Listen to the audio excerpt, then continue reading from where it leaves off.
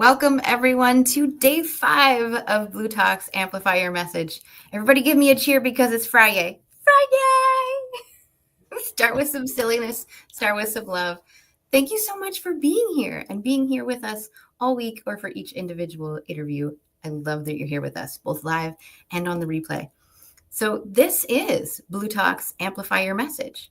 And bLU stands for, as I grab one of our books, business, life, and the universe. And our belief here is that it's all connected. And so the change makers, the mess-to-message entrepreneurs, the solopreneurs, all of us who have messages have that belief that, yeah, things are connected. So we want to have these conversations here in a very safe and supportive environment. I am your host, Laura Lake, but I also have my own business. So I stand for courageous connection. And what that really means is that those of us who are mess-to-message people means we've been through something, we learned some lessons that were hard to learn, and now we tend to have a business that shares some of those lessons and those areas of expertise. What I do is I call BS just a little bit and lovingly on the know, like, and trust, because we're demanding our audience to get to know us, get to like us, and get to trust us. But what actually happens for mess-to-message people is we have to get to know, like, and trust that old version of us that went through the struggle.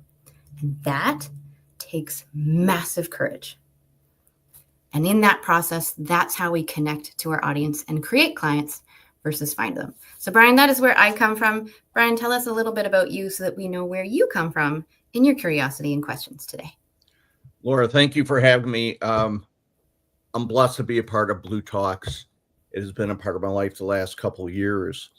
So my journey started in corporate for about 25 years as a sales professional, then a sales leader, and then running training.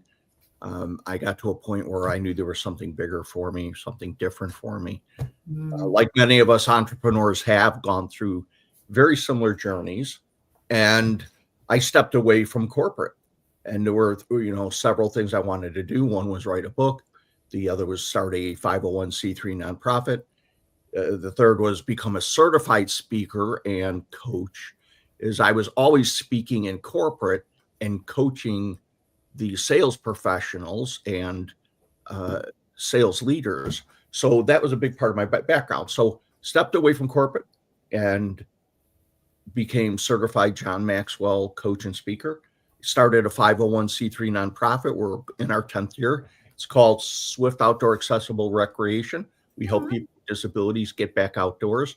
And I wrote my first book, and now I am a 3-time Amazon bestseller, and I am on book 10, which I wasn't planning, but sometimes life happens, as you know, right? I mean, we start these journeys, and we just have to have, as you brought up, trust and faith, not just in ourselves, but in this divine direction that we're being led in. And I guess, some of my biggest accomplishments weren't those. It was the fact that I have done anything I have achieved happened after breaking my neck at the age of 17 and becoming quadriplegic. So these accomplishments have all come while being a quadriplegic, and it's just a part of life. Things happen to all of us. As you said, we're all carrying something. The way I put it is we all have a cross that we bear. Mine, you can just see a little bit easier because I'm in a wheelchair, but except for when I'm on screen, you can't really tell because I have some movement in my upper arms. But I love the same things you do, working with people, helping them find their path, being there from them. My mindset is that much of a servant leader. Awesome. So we do have our first guest in the background. Art, just give me a thumbs up if you're ready. Welcome to the stage. Hi. Hey, thank you so much. Hello, everybody. Good to be here. I think you know the drill because you've been here before. But what I get to see now is I get to see how my opening question progresses for you over time, which is an extra layer of fun for me. So Art, you know the drill here. My first question is this. If you could have other people describe you in 3 words, what would you love those 3 words to be? Yeah, and I'll share that in a second. Actually, one of the words is going to describe why I'm about to say what I'm going to say is that I'm very touched, Brian, by your story, and Laura, your story. And Brian, I thought maybe we didn't know each other, but it sounds familiar, and I'm so encouraged by that. And Laura, with the message you have about being courageous, about courage, and facing that we've all been through stuff, many more than others, but it's a learning lesson. And I think that the faith and everything, and the putting one foot in front of the other and trusting that the right thing is going to happen is a very common theme here. So I just want to acknowledge that and thank you for sharing that with everybody and with me. So I'm enlightened by that as well and encouraged. So back to your question. I did a survey of over 1,000 people to find this out. No, I'm just kidding. I was like, you have more data than me? What? Okay. I'm just kidding. No, actually, the 3, and every time I hear you say this to your guests, I always wonder, it could be a sentence of 3 words, but we all tend to do 3 distinct words, which I think is easier because it gives us more to explore.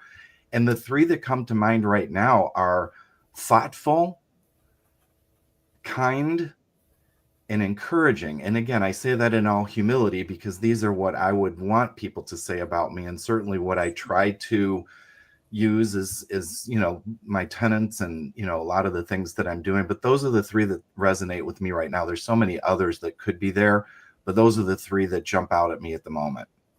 I love that.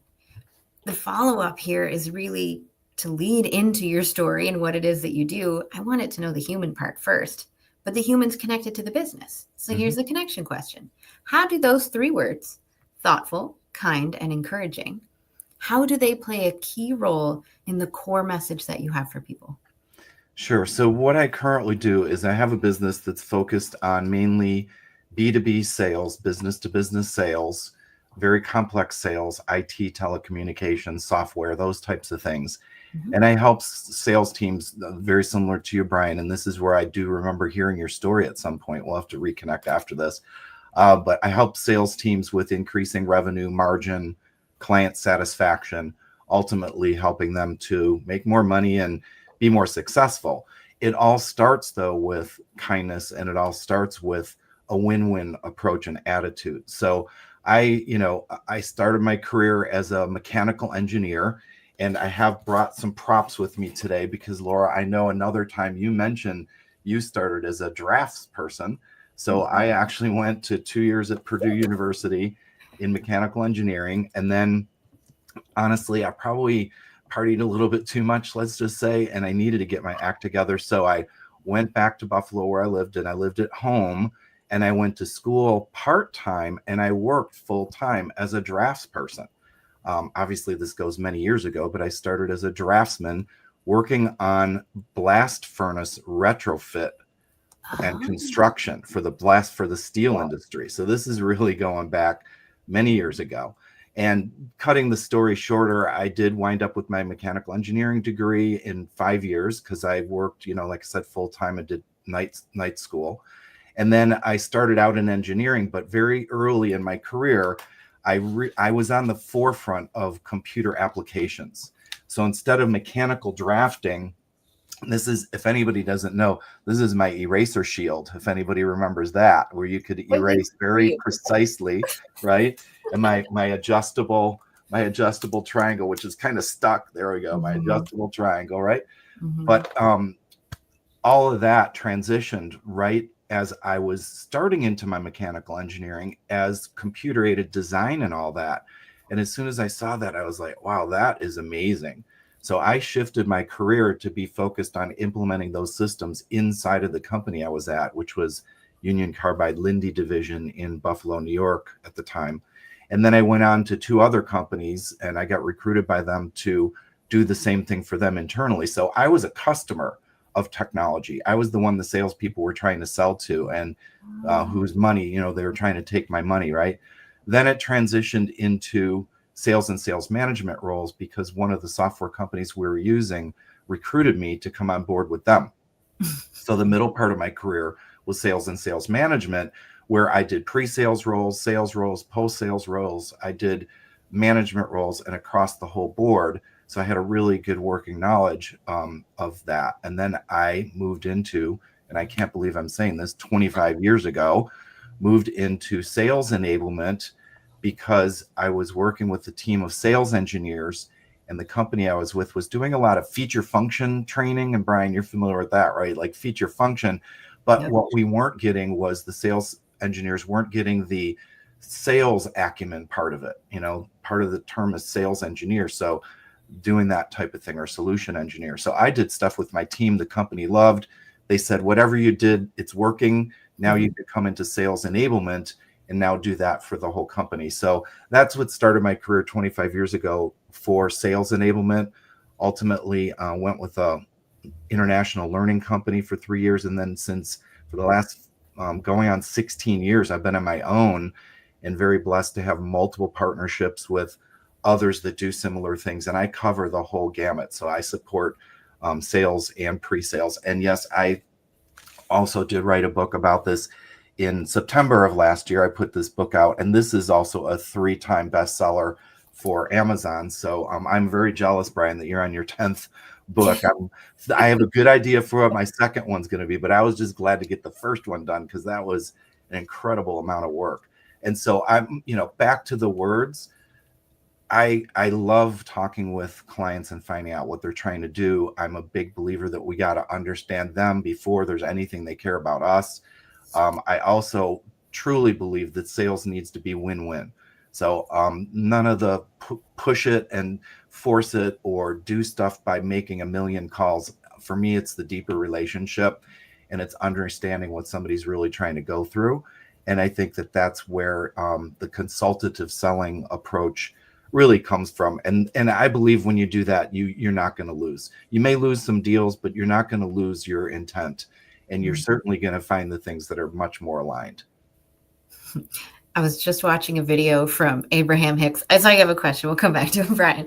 And it was talking about, she was answering a question for one of the audience members. And the audience member was like, what do you do when the person who's giving you the opportunities doesn't like what you have? And she's like, think about it in the opposite way. When you're being interviewed about something, pretend that you're interviewing them about their alignment with what you're trying to do. And when she said that, I was like, oh my God, that's sales. That's being an entrepreneur. Yeah. It's Absolutely. not about, do we fit the mold? It's about who is open to having my expression of what I'm trying to share. Exactly. Because it starts with their needs. And one of the expressions that I have is, and I got this from one of my colleagues, one of my partners, John Kerr, is that our solutions have no inherent value. There's nothing inherent about whatever it is we have that anybody else should care about it. So clearly we know what the potential is, and we want to explore the potential, but it's not about pushing the solutions. It's about finding out what they need, and then based on what they need, and kind of like a Venn diagram overlapping the needs with what we can bring to the table. It's that overlap where the value is. That's the part that they're going to care about.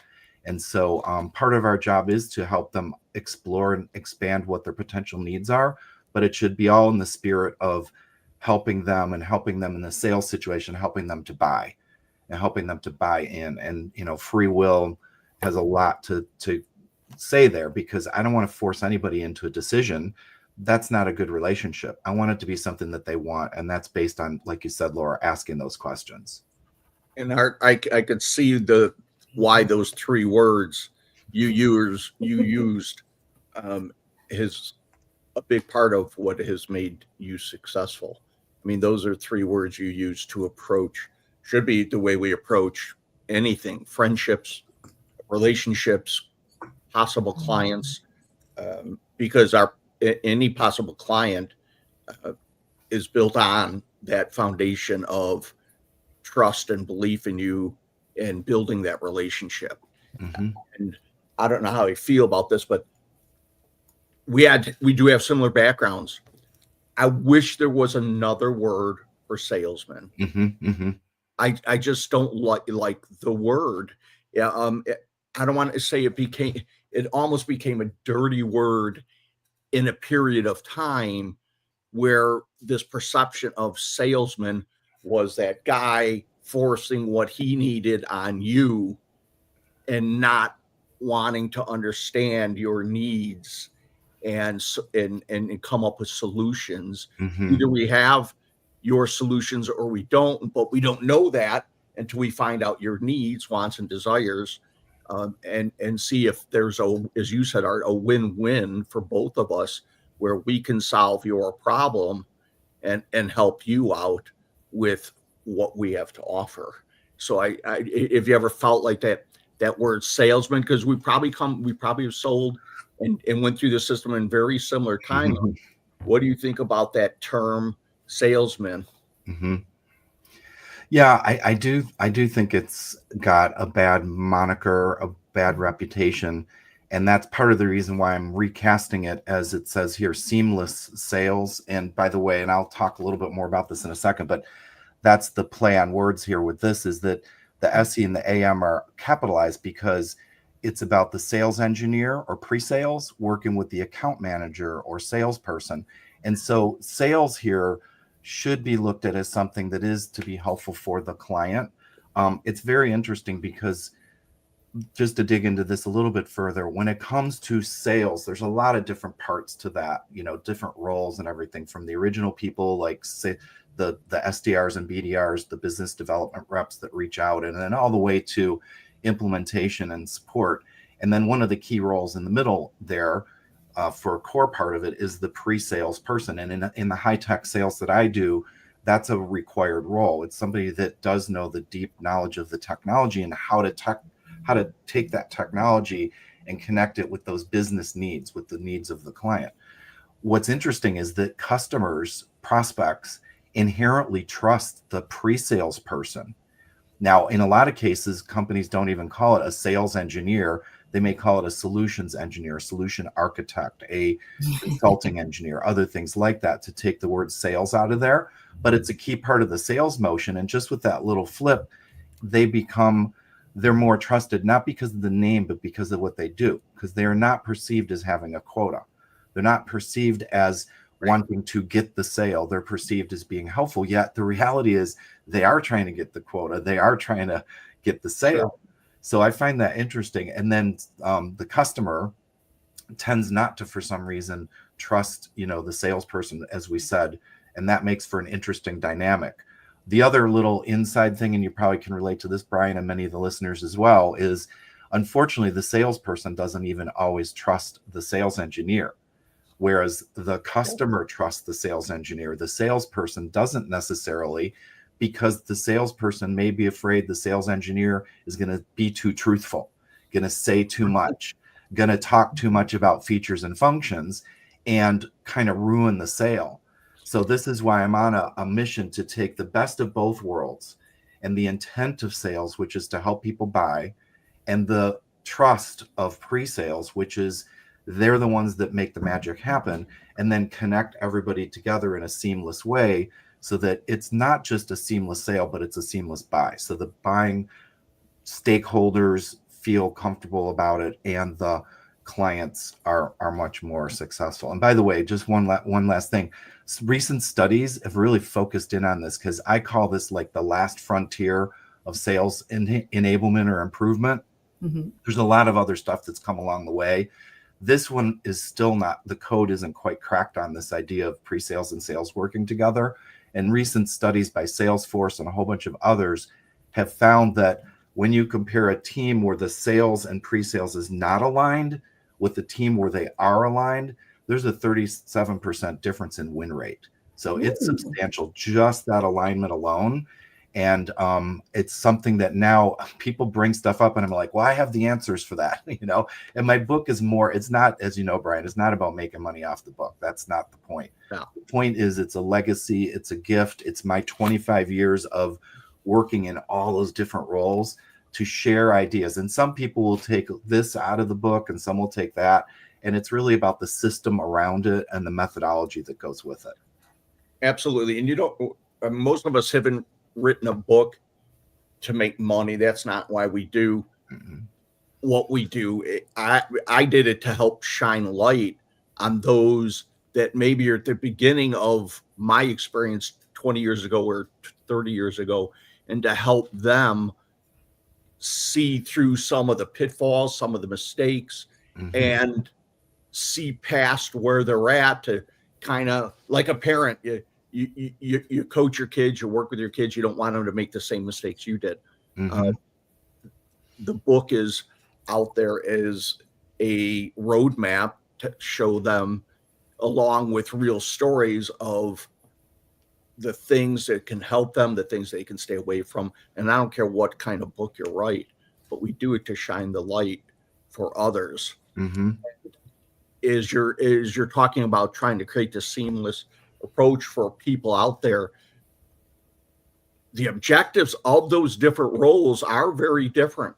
And you can, if you've been in sales long enough, you can see, because, and not to look at old school, but that last person comes in is the closer, and he really has a different objective, right, Art, than that person who comes in that they don't trust, because they're like, oh boy, he's gonna make a lot of promises, he's gonna say some things that I might have to answer. My job is to come in there and close. Yeah. And there is some conflict there. Yeah. Well, and this is even changing. And I think the broader, and one of the things I always try to think about, especially being associated with Blue Talks, is, okay, whoever's listening, might not be directly in a sales role, but in life, we're all doing sales, because sales is really persuasion. Sales is influence. And in one way or another, we're all doing some kind of sales, whether it's to make a group decision about where you're going to dinner, or, convince your community to change the rules of their HOA or something like that, right? So it is like sales, but again, not the sales that's the bad sales, the sales of collaboration, the sales of working together. And what's very interesting now is that with the advent for, B2B type situations, it isn't a sale anymore. Like back in the day, and I still have one of these ancient artifacts, relics. Yeah.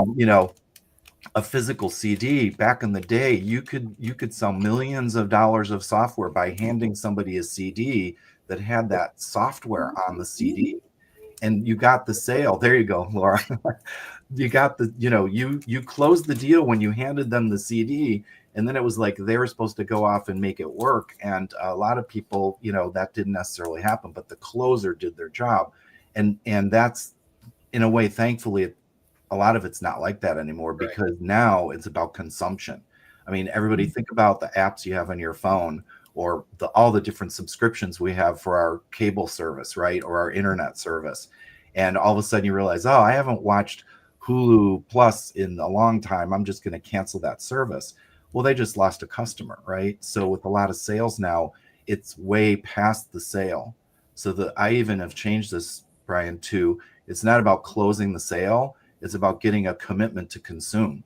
So you want customers happy enough that they will consume and keep buying that, subscription, paying that subscription every month or every year. So yeah, it gets deep. And for the audience in general, if you're not in sales, I think the key point here is that finding the win-win, because when we're trying to win at the expense of anybody else or the situation, that's not going to wind up in a win-win. That's going to wind up in a lose-lose. And that's the worst of all possible scenarios. So this blends right in with my definition of heart-centered business. And I think you've heard this before. So it's human beings helping other human beings to be the human beings that they want to become. And we do that in many different ways. And when you just said commitment to consume, it's a commitment to a practice. It's a commitment to a lifestyle. It's a commitment to a goal that requires the routine, the practice, and the lifestyle. And so the conversation that I've been having lately is with everybody who's overwhelmed, which is now the majority of people. Thank you, COVID. How do we get them to not feel the anxiety of overconsumption and overwhelmment, and away from the active attention and more into those passive ways of getting and keeping and holding attention so that they can practice something? Well, you raise a really good point, because any type of change of behavior or belief system or whatever, it does require it's not like you say it once and then that's it and you don't need to do anything different. It's an ongoing thing. And I think that this goes back to understanding what your purpose is and where your focus is. Where's your natural energy? Where do you feel like you're being reinforced by your friends, your neighbors, or your heart in terms of what aligns?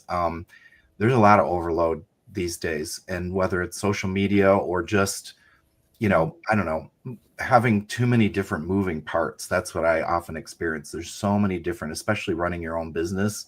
There's a lot of moving parts, and what I try to do is compartmentalize that a bit and just focus on what I know that I need to do right now. And unfortunately, I'm an engineer by study, so I like everything nice and neat. Well, a lot of times I've got piles on my desk that are very unnatural for me, but I go, it's okay. Those are things I'll get to later. So I think it's some of that, but having that conviction to continue to move forward and consume the things that are most helpful for you, and being in tune with that is really important, as opposed to tuning out and then letting it overtake you. And Laura, I might help answer that question for the audience out there. I think most of us understand the need and the benefit of having goals. Hopefully people understand the bigger need of writing them down. And I think we have to get back to understanding, Art, to your point, what is your purpose? Are your goals aligned with your purpose? And I'll take that even further. If you don't have non-negotiables in your life, it can blur that match of purpose and goals. And non-negotiables, I believe, really help you run your day proficiently, so that you have time to go back and do some of the things that you might have felt overwhelmed with, or put them in a better place, or get rid of them, so that, your goals, which should mimic your purpose, are in line with your non-negotiables. And those non-negotiables for me has really opened up the amount of time I have in a day, because I get to focus on those. And those are the keys, because if I don't do all the things I need to, as long as I have achieved my non-negotiables, I can at least rest a little bit easier. And that minutia of noise that we all have that distracts us becomes less noise. Yeah, you're hitting on a key point, because there is so much going on, and for me in particular right now, there's so much opportunity of the possibilities of what I could do, that it's hard. I think the hard part is knowing what to keep out, even more so than what it is to focus on. And knowing, and Corey, who is the founder of Blue Talks, who we all know, Corey Poirier, he's got a great way of looking at it in terms of, and he talks about it in terms of people, but I think it could be in terms of events or focus or anything, is what are the things that are positive that you want to keep? And then what are the things, and those would be your non-negotiables. Those would be the non-negotiables. It's like, these are the things. And maybe even for me, I have like a non-negotiable for the day, maybe, or for the hour, with the thing that's right in front of me, and just keeping that amount of focus. And then what you can keep out. And that's what he's talking about, is sometimes we get so filled up with a bunch of noise and stuff that it's best if we could just say, that's too much noise. That's too much noise. And for some people, that means getting off of social media. I was so proud of my kids when they were, like in their mid-20s. They both, and to this day, my son is still not on Facebook at all. Now I know that that's old, it's old genre, but they grew up they grew up before Facebook, right? So it was natural for them to be on it. And he's still not on it. And my daughter, for the longest time, she's like, it's just too much noise. And she just got off of it. And they were probably two of the only people in their age group. And this is going back 20 years ago already, 15 years ago, maybe, that was normal, that you should be doing that. But they chose to not have that. So the non-negotiables are not only what we focus on, but also the non-negotiables of the things that we don't let come in. Absolutely. And though that separation is super important, it helps me out with presentations and everything, because in presentations and other things like that, you usually have way more than you want to, than you have time to say. So what is the key point? And I think we can use that as a philosophy across the board. I'm going to use that as a segue to ask you a question to help serve the audience here. Sure. What are some of the key points that new entrepreneurs, people who are getting their messages out there and starting in on sales for win-win, just like you said, what is something that they need to focus on to align with themselves and have that authenticity at the same time as making those sales and having win-wins?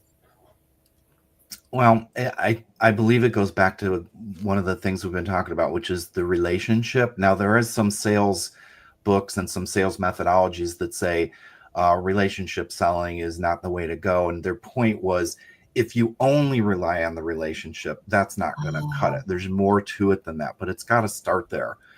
There's an old sales expression that says, people will only buy from people they like. And I don't necessarily agree with that. I think if they don't like you, they're probably not going to automatically buy from you. But sometimes somebody needs to give us a little bit of a waking up, or there might be somebody that's got a little bit different perspective that's helpful for us as we're going through. So I do think truly understanding the other person, and mainly it's about understanding the other person's interests. Understanding their interests, understand their goals, not just what they're saying. Listen beyond the words, listen below the words, listen to what the sentiment is, understand where they're coming from and what they're trying to achieve. Where can you help take them where they're trying to go? And a big part of that even comes into negotiations. So a lot of times with negotiations, and sales is a negotiation, right? Is that, well, I believe that this is what I want to sell to you. And the other person's like, well, I believe that that is not what is going to help me. That is not what I'm looking for. And in reality, it might be just a flip of the interests. What is their interest, not what their position is, not what they're saying the things are that they want, but what is the reason they want it. So my advice would always be to just ask the next level of question, like, tell me more, or without saying the word why, because why can start to sound accusatory. Like if I said, Laura, why do you want that? It's like, whoa, wait a second, back off here, But if I said, tell me more about what you're thinking, what is the intent behind this? What are you trying to do? What outcome are you trying to achieve? Those are all different ways of asking, how can I help you? Because what we're searching for is to truly see where they're trying to go and what those outcomes are that we can help them commit to that will benefit them. So I think that's a big part of it. And I'm very encouraged, by the way. I work with several different companies with their sales academies, both for new salespeople coming out of university or college and also pre-sales people. And I'm very encouraged that when we talk about these type of things, they're interested in that. Like I was a little concerned, would they just be too into themselves or whatever? And I find that resonates. I think there's a resurgence of that desire to know what others are trying to do. And when we focus on their interests, now, instead of it's us against them, right? And again, back to real life in terms of negotiating on or trying to get agreement on something, instead of it's back and forth on this is what I think, this is what you think, it's like we both get on the same side of the table and we look at the problem or the opportunity together. And now we can both see it through different eyes, and we can have great collaboration about creative ideas and things like that. I like that you brought up collaboration, which is huge. And I want to give an example just to kind of bring all of this stuff together for people. One of the most impactful sales experiences that my mom ever had was when she was looking for a new cell phone. And she finally had somebody explain cell phones to her in a way that she knew that it would work with her hearing aid. Don't give her the data. She doesn't know what it means. It's like, which phone is best for me? Here are my main issues. And of course, having that conversation and building a relationship helps to bring out what those issues are. She's like, I need a better phone with better Bluetooth. And so they would quote her numbers. Mm-hmm. And then she met this one person who was like, oh, okay, here's what the numbers mean. Here's what's going to work for you. Here's the specifics that you asked for because that person asked the questions. Now she doesn't have issues with her hearing aid connecting to her phone, and she's the happiest she's ever been with a cell phone. Yeah. Go, Mom. Yeah. That's the kind of experience that you want, because both people are happy. Win-win, just as you said. Mm-hmm. And a part of that, which sometimes for new people, they're so excited to get all this information that they learned out. They just want to regurgitate, Yes. everything they learned. And I think a big part for new people would be learn to really listen. Mm-hmm. Take notes. It's okay to take notes. Some people well, I don't know if that's rude. I'm not looking at them, I'm taking notes. Take notes. It shows you. Yep. It shows you care. It shows you're listening. Absolutely. It shows, and I don't know if they teach that. I know one time it was like taboo not to be, so focused, but learn to listen, Mm-hmm. learn to take notes. It is so helpful. That's maybe the difference between the person that helped your mother and didn't help your mother was they took the time to listen and understand. She didn't care about how many decibels and what it did. She had a specific need. And sometimes that gets overheard because I'm so interested in telling you all these great things about the phone. It's the blah, blah, blah. Well, it wasn't about the phone. She already wanted the phone. It was about understanding her need for something special and the benefit of that certain phone that would fit her need. So learning to listen, take notes, I think are just a couple key points for those new sales professionals out there. Yeah. Sorry to interrupt. I just want to make sure that we know where to find you and your favorite way to communicate. Yeah. So I'm happy to talk with anybody who's looking for, a sounding board or anything that I could do to help you out in terms of your seamless sales and helping your clients buy instead of you trying to push and sell.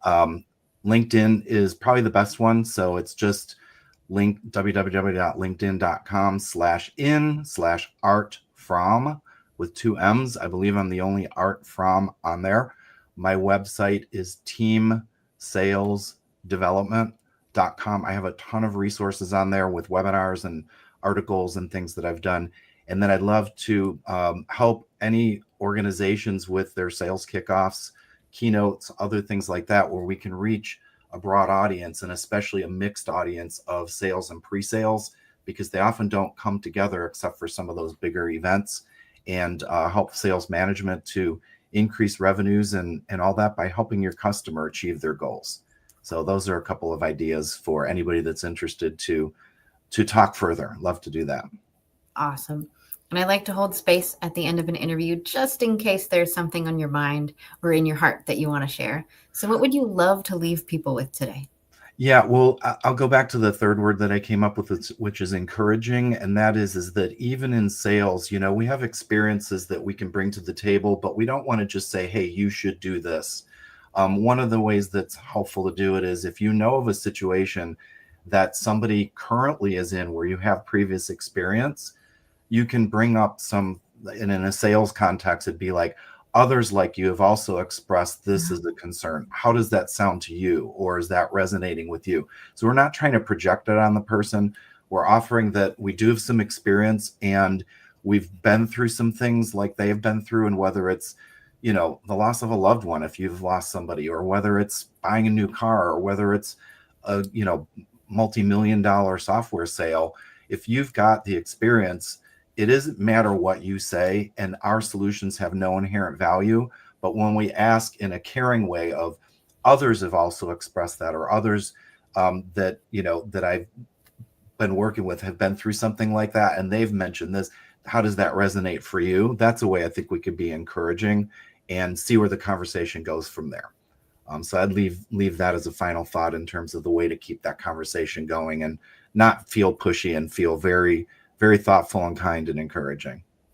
Aw, that does feel very thoughtful, kind, and encouraging. Just like you said at the beginning. See, I love how it all comes back. Art, thank you so much for being here. Always a pleasure. I will call this the official close of your interview. Thank you so much. And thank you, everybody. Thanks. Now, I do invite you to stay for the extra few minutes that we have, because I like to use this as a recap. And I'm going to start with you, Art. What is something that stood out to you during our conversation today? Well, for me, it keeps going back to how do I take this very specialized focus that I have and turning it into things that are more broadly applicable? Because I think there's a wider audience to reach. And that's one of the things that bLU Talks is helping me with. Because when I did my talks in Miami and a couple months ago and last month at Columbia University, the audience was broad and wide. It wasn't just salespeople. It wasn't just pre-sales people. And so I was able to talk about some of the concepts of understanding somebody's need so that you know how to help them. And then the overlap is the value.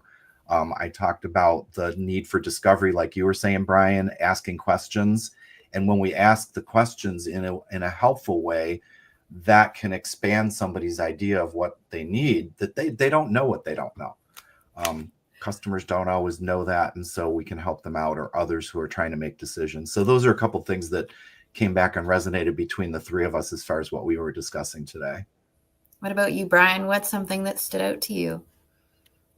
Art has a great understanding of the sales process, and not all organizations have this pre-sale sales, and sometimes there's one person that does it all. Right. But Art's right. There's a lot of organizations that have this gap between the pre-sales or the generation of a lead and the sales. And he's right. It can be a lot of times a conflicting perspective, and we have to bring that together. We have to make that seamless and help companies make that seamless if they want to grow.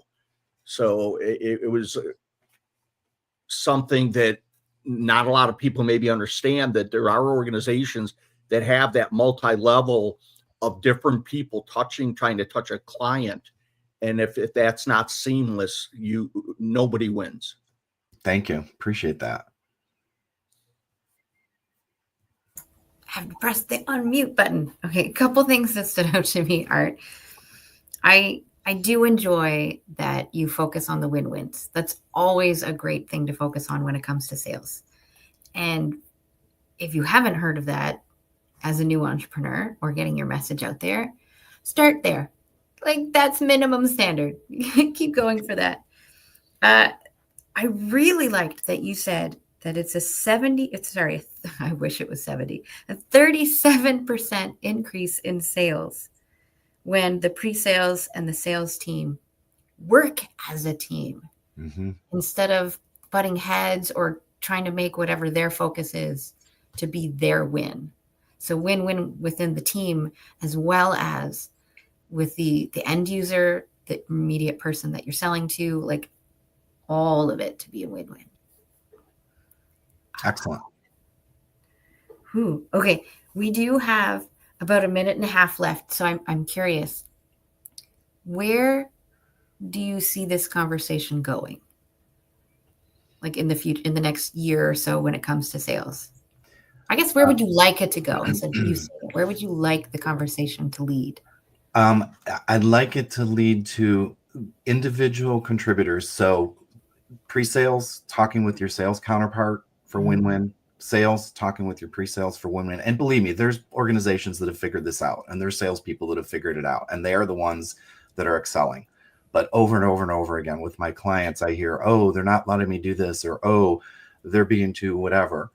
So just start at that fundamental level with whoever you're working with, and just, again, get on both of you on the same side of the table, and let's look at what the issue is and see what our mutual interests are. And then I think from there is also at the same time top down of organizations realizing, because it's been very traditional, especially in those companies where they have distinct pre-sales and sales, it's often different organizations, believe it or not, and they don't come together, but at a pretty high level. So breaking down some of those barriers and doing bigger things. That's why I'm shifting from workshops, which I love in a smaller setting, to the more of a keynote or a sales kickoff where we can affect a lot of people and get them thinking differently in terms of the possibilities. I've got, like I said, a lot of resources on my website. And then, of course, the book and so forth to start digging in to see if some of these concepts resonate. That's what I'd like to see. I love all of it. Thank you so much, Art. Good to see you, and we'll chat soon. Thank you. And thanks, Brian. And thanks, everybody. Hey, much success, Art. I love what you're doing, and I love your philosophy, and reach out anytime. Thank you. Okay, so we do have our next guest behind the scenes. Soraiya, just give me a thumbs up if you're ready to join us. Hi. Awesome. Good Be morning. light to raise light. Oh, yes, of course. I've entered. Yes. Hello, everyone. How are you doing today? Good. Doing well. Oh, I'm going to switch pens here because you're a new guest. I like to start every interview off with the same question. So we get to know a little bit about who you are, Soraiya, as a human being versus your message and your business. Totally. So here's my question. If you could have other people describe you in 3 words, what would you love those 3 words to be? My legacy is love. So I would love the 3 words to be a presence of love, an instrument of peace, and a global change maker. Those would be the 3. I can't write that fast. Okay, so presence of love. A presence of love. Yeah. An instrument of peace. Instrument of peace. This is going to be so messy, but I'll get it down. Okay, presence of love, instrument of peace. And a global change maker. Global change maker. So 9 words. Sorry, so maybe I can distill it. Love, peace. That's what I was going to do. Love, peace, and change maker. That's right. There you go. I will lovingly poke fun. Yes. But it's because it's the energy behind the words, not necessarily the words themselves. So the little sentences gives me the energy behind the words. So I'm just going to use the ends of those. Love, peace, and change maker. How do those 3 words play a key role in the core message that you have for people? Yeah. Well, I truly believe it all starts with love within. It all starts with connecting with that peaceful place of peace within. And then from that inspired place, we can ripple out this beautiful inspired action and change in the world. Mm-hmm. Not from a place of individuality, but from a place of collective consciousness. And so that's how I see those words rippling out. And it really informs everything I do. So that's why I felt when you asked that question, those are the things that most came forward. So my first curiosity question is you mentioned individualization. That's and right. You compared it to collective consciousness. Can you give us just your view of what those 2 different things are and why you separate them? Yeah, absolutely. So it comes with my own story. Like I didn't, and I'm going to share a little bit about that, right? I've been in human resources for 20 years and it's a profession that I've always loved. And it wasn't until I got really still and present and started doing the deeper inner work that I realized that, yes, I was serving and I was helping, but I wasn't really seeing the connection of the oneness with all of humanity. Mm-hmm. And so the individualization, yes, hey, we start there. We come into this world. We're born as a miracle. And, we all come from that same source of love. But then we forget that as we go on to our lives. We forget that source of love. And we start to see each other as separate, as separate beings, as you're over here and I'm over here. But when you do the deeper inner work and you do the energy work, you realize energetically, we're actually all connected. And that can be hard, right? When you look at the globe and you look at what's going on, how can we all be connected? Like there's things that are happening that are just, you just don't feel connected to. But as you go deeper into your own inner work, yes, we all come from the same source of truth. And then what we do with that, whether we decide to align with love or detour into fear, is very much our free will. And so when I talk about individual versus collective, the more I steep into this place of ever-present love and peace within, the more I realize energetically we are all one. We are all connected, not just people. I'm talking like all beings, right? The planet Earth, like we're all connecting. We're all an energy source. And so I hope that explains a little bit the difference between individual versus collective. I like that, because as you were explaining that, I was smelling something and I'm like, what am I smelling? And then I realized that I put on, for the first time, every single one of the chakra oils that I have. Oh my goodness. And I'm like, which one am I smelling? So I have the one for all and oneness on my wrist, Yeah. Oh my which is goodness. why I smelled my wrist. I was like, that's the one I'm smelling. I love it. I love it. It's like the universe is always speaking to us. We just have to be in the vibration to receive it. So that's a beautiful example. Mm-hmm. And I think what I really want to do is, hey, I work in the corporate job. I have this soul business. How do you bring it in a way that's practical for the everyday person that maybe isn't feeling this oneness, is just starting out? And so I teach mindfulness and mindset within my organization at work. And then I also have my soul business where, it's called Be Light to Raise Light, where we're raising the vibration of mothers and the collective consciousness of the world through writing and speaking, and really helping mothers be the vehicle of peace through raising amazing, peaceful beings. And so the two can come together. I think that a lot of people are like, well, how? Like, where do I start? That's great, but where do I start? And so I'm here to sort of distill that in a way that people can take it in a practical way. And so I can talk about that. But I think that's really important, that wherever you're at on your journey, whether you're starting, whether you're maybe already have a practice and you want to deepen it, there is always a place you can go to advance your consciousness, to deepen your connection within, so that you can really, truly live your soul's mission and why you're here. Because we get caught up in life. We're going through the motions. And then we're like, okay, what is all this for? Why are we actually here? Am I here to just be a mother who's getting the breakfast, the lunch, the dinner, the laundry, going to work and coming home and falling asleep? Is that my purpose? Or is there something more? And so I invite all of you to think about that here today. That what is your purpose? Why are you here? What is the reason you're going through life right now? And I really believe there was a beautiful quote, and I can't remember who it's by. It's in the Secrets of Meditation by David G. book.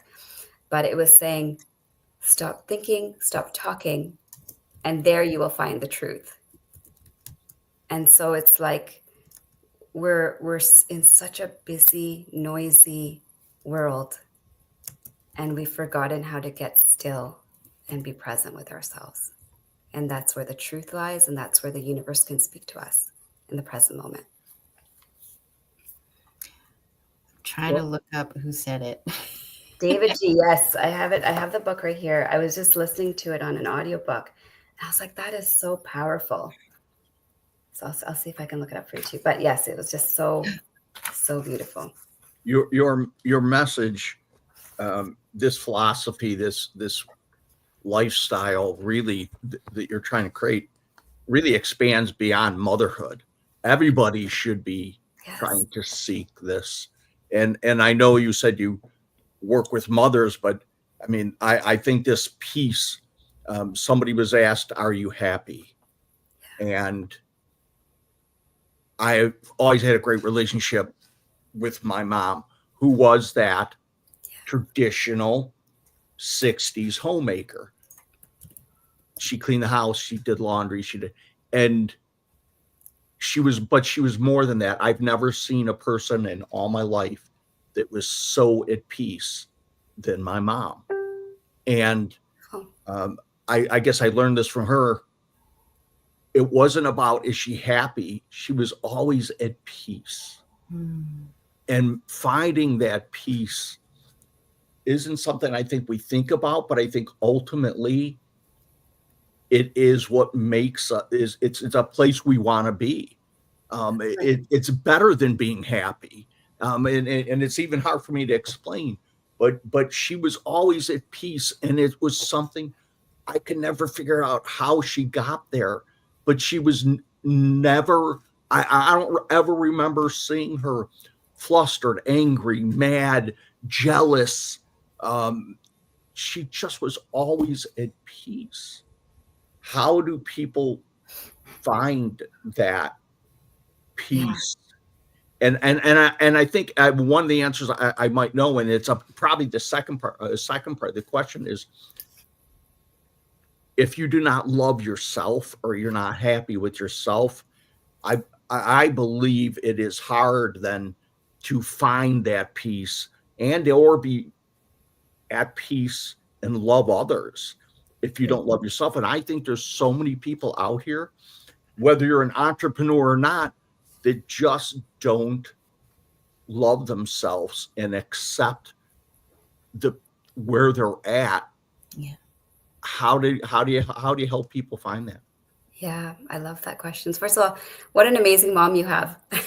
That she was that presence of peace within your life, and that you got to grow up with a mother that was grounded in peace. And that's just such a beautiful gift that she gave you, that you even could see and feel the difference of what that feels absolutely. Like. You could walk into a room, and I'm telling you could take a person that was at wit's end, ready, crazed, and I guarantee if they walked into the room with my mom, it would just calm. I mean, she had this way about her without talking, and it wasn't about the words she said. She just had this way about her that would zap that negative energy, would take that angst away, and would just ground people. She's amazing. Just amazing. And I wish, and I've had this conversation with her, and it has helped me, but I don't think I'm not near where finding that pieces that she had. So how do you help people get there? Yeah, absolutely. I'm going to start with my story, because I think that that will just help illustrate. And then I do have some 3 tangible things that people can do and where they can start, right? So yes, I was going through the motions of life, and, seeking, right? We're always seeking that light outside of us. We're always seeking that peace outside of us, and thinking that, it's only reserved for a few. Maybe if I was this person that was a monk on a mountain, perhaps I could get that peace. But what I just want to say to you before I get into my story is that the light is within you. It's ever present. No one can take that away from you. And it's just getting in the energy and in the space to receive it in its full extent. It's always there. So my story begins with a journey of a lot of physical injuries. I had some car accidents. I had 5 car accidents, actually. I had a heart surgery. And then I had a stair fall when my son was 9 months old. And so the universe was really trying to give me different messages. So when the pattern keeps happening, there's something to be learned, and I wasn't learning it. And so I was somebody who was living daily with chronic pain. I was going to specialists. I was exploring surgery. It was really impacting my life. I would throw out my back and I could not get up. I could not function. I had to defer exams. I remember deferring all my exams at 18 for my university exams. I could not get up. I remember having to defer work and going on disability leave for a period of time because I couldn't get up. So I was very much in the mindset of like, no, I'm going to solve this. I want to fix this. It's going to get better. I still had a very positive attitude. But then I think that there was also a lot going on within my mind frame. So when I look back at that period of time, in terms of mindset, it was around avoiding the pain. It was around solving the pain. It was around, every mind share was like, how can I solve this pain? How can I fix this pain? How can I avoid this pain? Oh my gosh, I'm driving and the car is coming fast behind me and I'm scared. Like, is this car going to hit me? And that was kind of my mind frame. Then when I had my son, my first baby miracle, I had an injury when he was 9 months old. And when he came into the world, I just remember holding him and thinking, I'm just going to give you every ounce of love I have. My heart was bursting. It's just the most beautiful, inexplicable love that is now residing outside my body. It's like an extension of this love. And I'm just thinking, like, how can I do the best for you? How can I raise you up to be the best possible human being?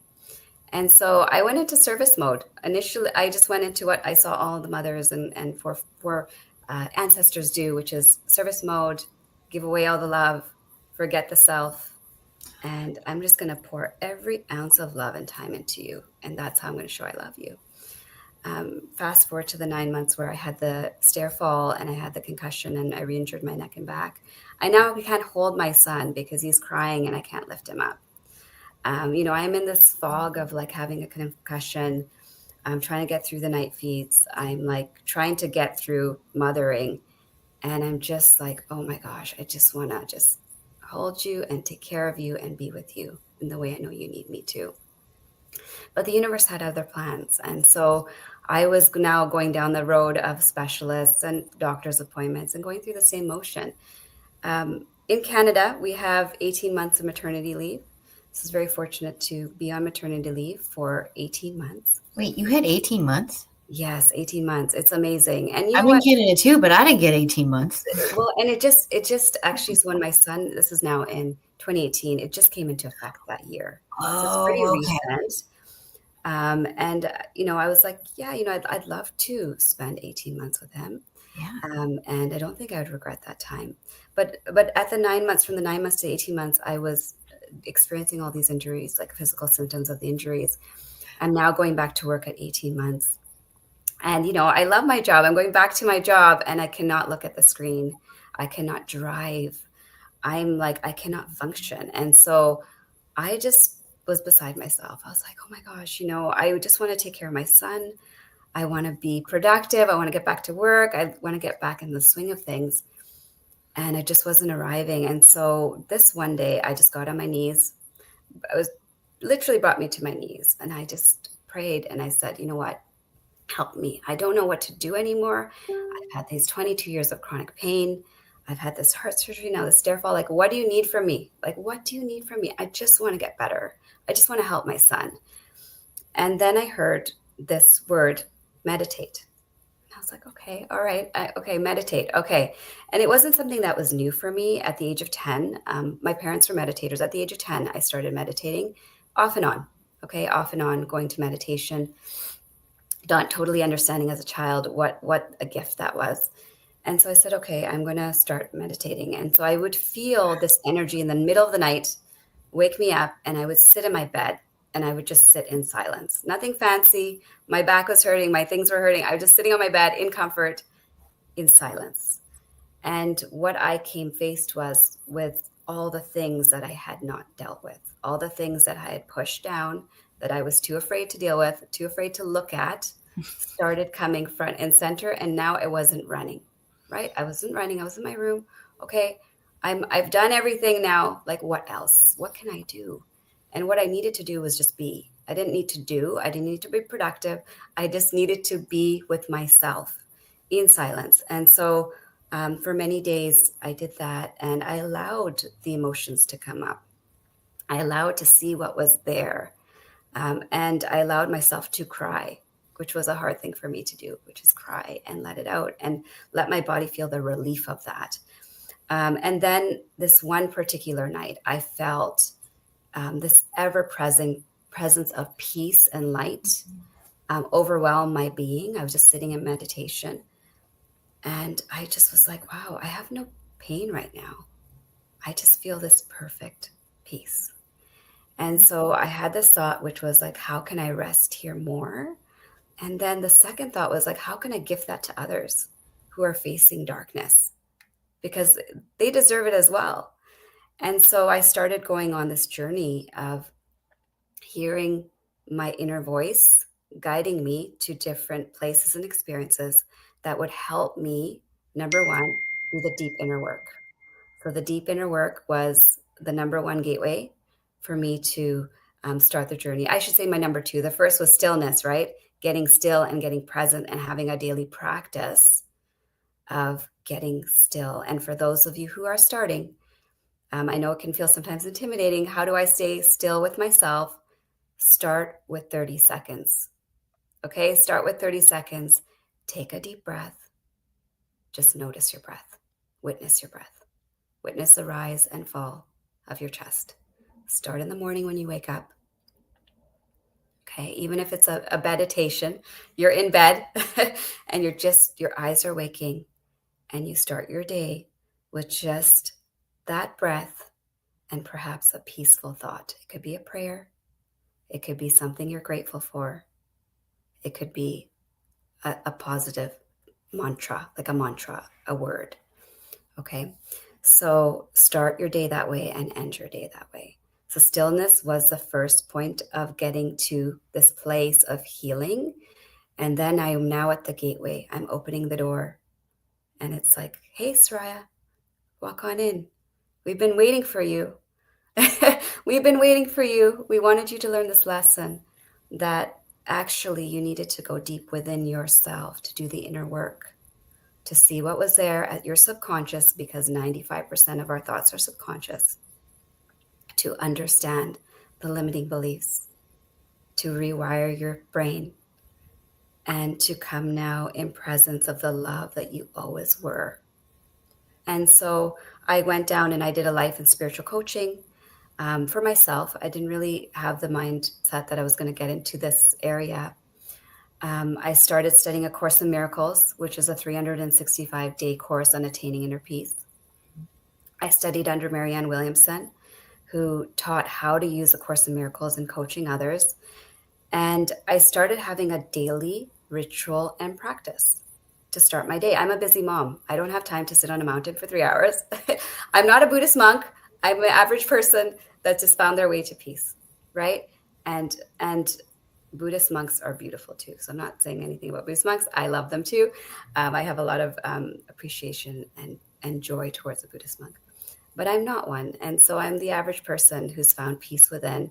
And that came from excavating the clutter over my inner diamond. And, you know, we clean our rooms, we clean our house, but we rarely go within and clear the inner clutter, right? What's layering over our inner diamond? What are the experiences, the beliefs? What is there that isn't us? What can we excavate and get rid of so we can make space for that inner diamond to shine? And so you might do that through a life coach or a therapist, going back to your childhood, because that's where your wiring happens. Before the age of 8, your subconscious mind is formed. And that's where a lot of our beliefs and feelings about ourselves and how we view and experience the world is formed. So go back there, start there, back to your childhood. Get to know you. Get to know what are the things that maybe aren't you, so that you can become that light that you truly already are. That diamond is within you. So getting still, doing the inner work. And then, like you said, Brian, loving yourself. So that was a big thing for me. I didn't know what self-love was. I thought that being a mother was sacrificing, was being a martyr, was giving it all away. I didn't know. I was like, yes, this is how they're going to feel my love. And then I just noticed how depleted I was and how disconnected I was. Oh my God, I'm irritated. I'm not actually being present. I'm like now not being in that loving, compassionate presence that I want to be as a mom and as a human being. So this is not just for mothers. This is for everyone. How do you show up as your best self? And what I realized is that if I want to be an extension of that love, I have to gift that love to myself. It's not just about giving that love. It's about receiving that love. So taking care of my body, mind, and soul, right? And so that started with the question of what brings me joy. And I was like, wait a second, what brings me joy? Wait a second, I'm busy mothering here. What do you mean, what brings me joy? Oh, yeah, you're right. I have to feel good to give the good.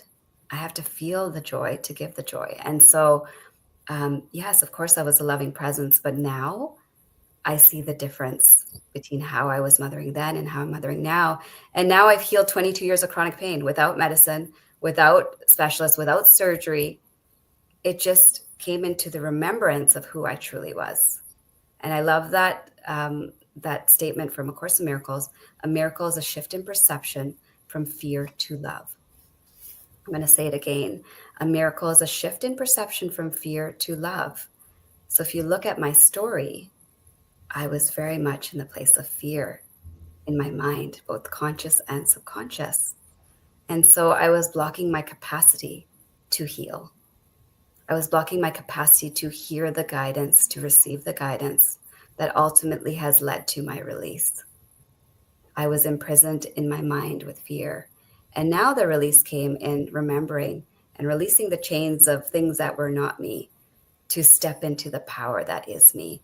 And not just for myself, but to be a reflection of that to you, because you are that beautiful, magnificent light. It's not just reserved for me.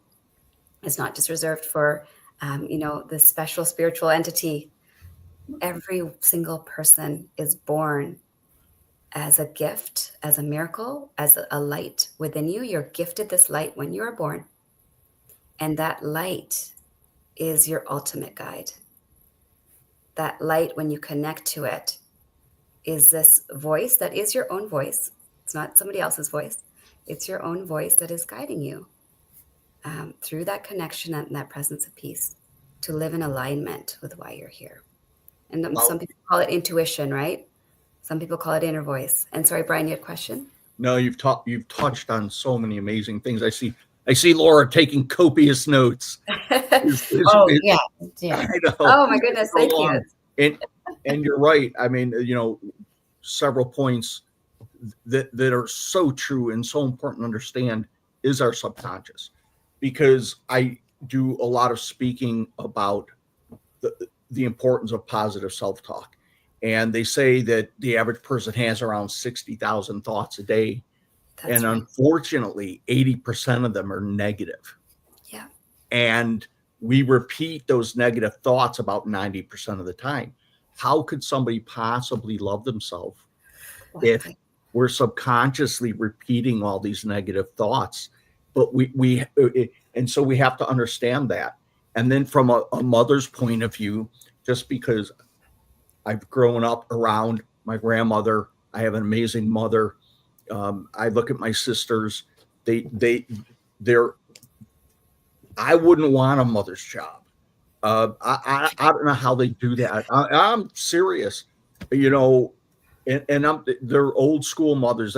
My sisters, even my daughter, they are very traditional mothers, and yet they still have careers, but they still have that traditionalism. I don't know how moms do it, and then my mom did it, and I never heard my mom swear until I was like in my 20s.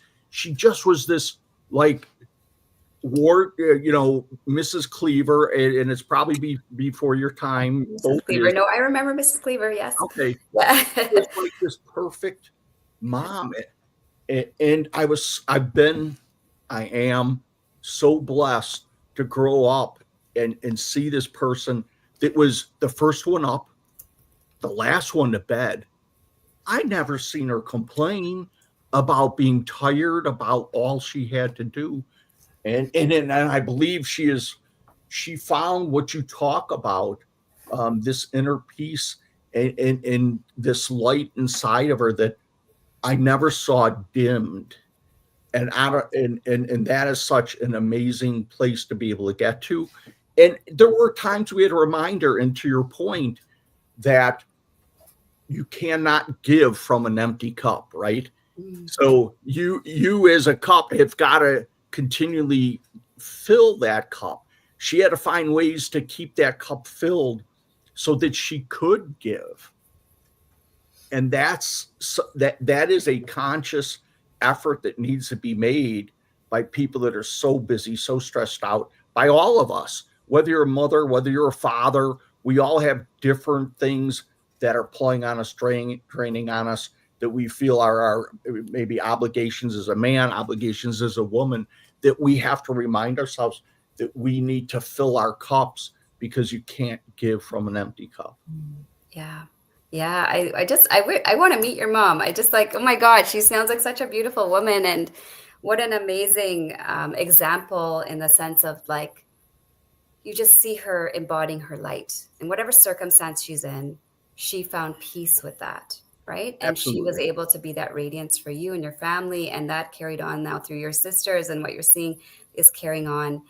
And I think there's so many points that you touched on, and a lot of mothers are striving for this perfection. So I just want to talk a little bit about that perfection. And sometimes it's unrealistic perfection.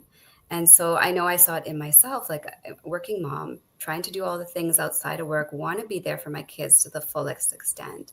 Activities, my kids play ice hockey and they play soccer and they play dance, and you're trying to do all the things, right? And then you're just like, I just can't do everything. I just can't. And it's not possible. Like, I need to have some help, the village help, and I need to have some also boundaries. And I think that as women, like, we're still transitioning, like we're kind of that transition generation, because like my mom was a homemaker too. And then as we grew up, she went into like clinical counseling, like she decided to go back to school. And then my, father was a traditional, breadwinner, right? And now this generation, like, we're working and we're trying to juggle all these pieces. And so for the individuals that are out there that are feeling stressed and stretched, and by the way, we're having kids later, so now we're also the sandwich generation. I'm seeing that with my father, who I'm caring for as well. And then I have kids, right? It's like, how do you do the juggle? How do you make this happen? And so for me, the ultimate piece for it's like my survival guide is starting my day with that stillness. It gives me so much energy that when I don't start with that, I tell my husband jokingly, it's like my coffee in the morning, please. This is my non-negotiable. Like, I have my non-negotiables and what I need to do for myself. And then I can show up in the presence. And I want my kids to learn that too. So I say to them every day, I don't know if I'm like on repeat, be kind to yourself and be kind to others. See, mom's taking care of herself so that she can take better care of you, right? Because I love you so much. I want to take care of myself so I can be more patient, more calm, more present, right? And so I have a ritual with my kids as well, because I want them to learn this as well. Because as you talked about, Brian, like, it's not just a mother thing, it's a global thing. And when I was actually praying and I was saying, look at the world, what's going on? How can I bring peace in this world? Show me, like, how can I serve and bring peace in this world? And what I saw in a vision was my kids' eyes staring back at me. And the message was, start with being conscious and connected yourself. Then raise these beautiful conscious beings who will be entities of light and peace in the world. And then you can inspire others to do the same. And so, yeah, I just want to say to the mothers out there that are juggling everything, I see you. I know it's hard. I know you're doing the best you can. And I know it could sometimes feel guilt and shame around taking time for yourself. And I want to tell you that guilt and shame is coming from a place of fear.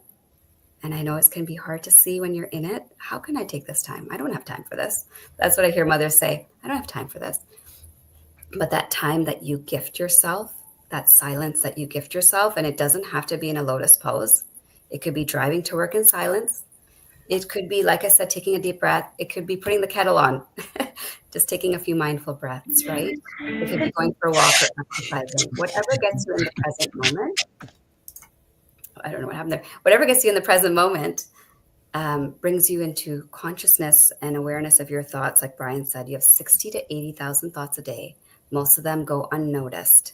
But if you can notice them and choose a more empowered thought, then you can shift your energy. And your family will feel that. And that is the biggest gift you can give yourself. The stillness, the inner work, the self-love. And so it is possible. I'm a mom. I'm a speaking living truth. I am a mom. I'm standing here. I have a 4-year-old and a 7-year-old.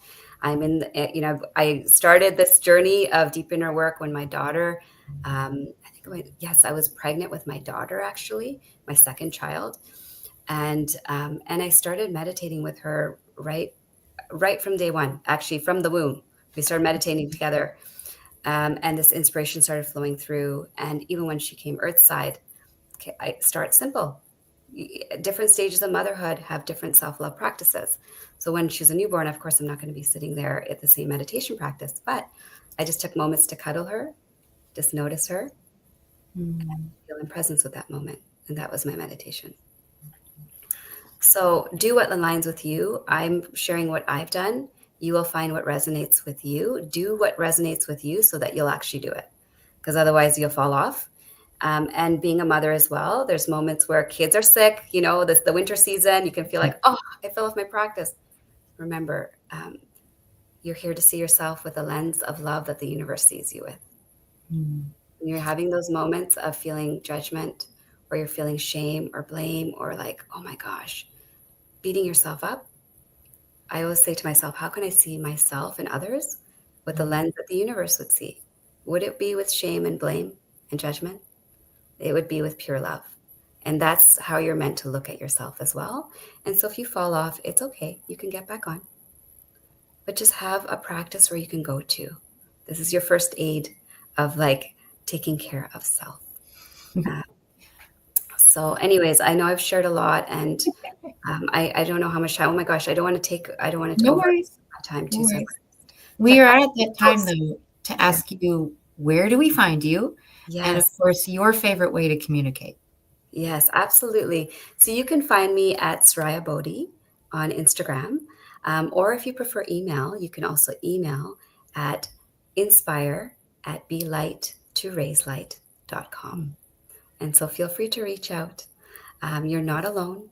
And, as I've shared at the beginning, we are actually a company that's dedicated to raising the vibration of mothers, our children, and the collective consciousness of the world. And we do that through writing, through speaking, and really sharing those untold stories of mothers. And, sharing how average mothers have come back to the light within. And so we have a book coming out. I just want to share that because I think that could be inspiring for people. We have a book coming out with Hay House at the end of this year called Be Light to Raise Light, Awaken Moms, Awakening the World. And we have 19 mothers from the infancy of motherhood to all the way to a great grandmother in her 90s that have written in this book. So there's beautiful, timeless wisdom in there. And each mother shares about their challenges, their hardships, how they came to conscious connection within, how they're being conscious, how they're raising beautiful conscious beings, and how they love and take care of themselves as well. So thank you so much for having me. I'm so grateful to be here to spend this time with both of you. You both asked some great questions and just shared some wonderful insights as well. So thank you so much. And I like to hold space at the end of an interview just in case there's something on your mind or in your heart that you feel like you need to share. So what would you love to leave people with? Yes, absolutely. And I just realized my camera went off. So sorry about that. I don't know why that has gone No, it off. was seamless because you just kept talking. Oh, okay. Yeah, exactly. I didn't even notice. My final message is that you are the light you seek. The light is not outside of you. It is within you at all times. And when you can connect to that light, therein lies your release. Therein lies peace.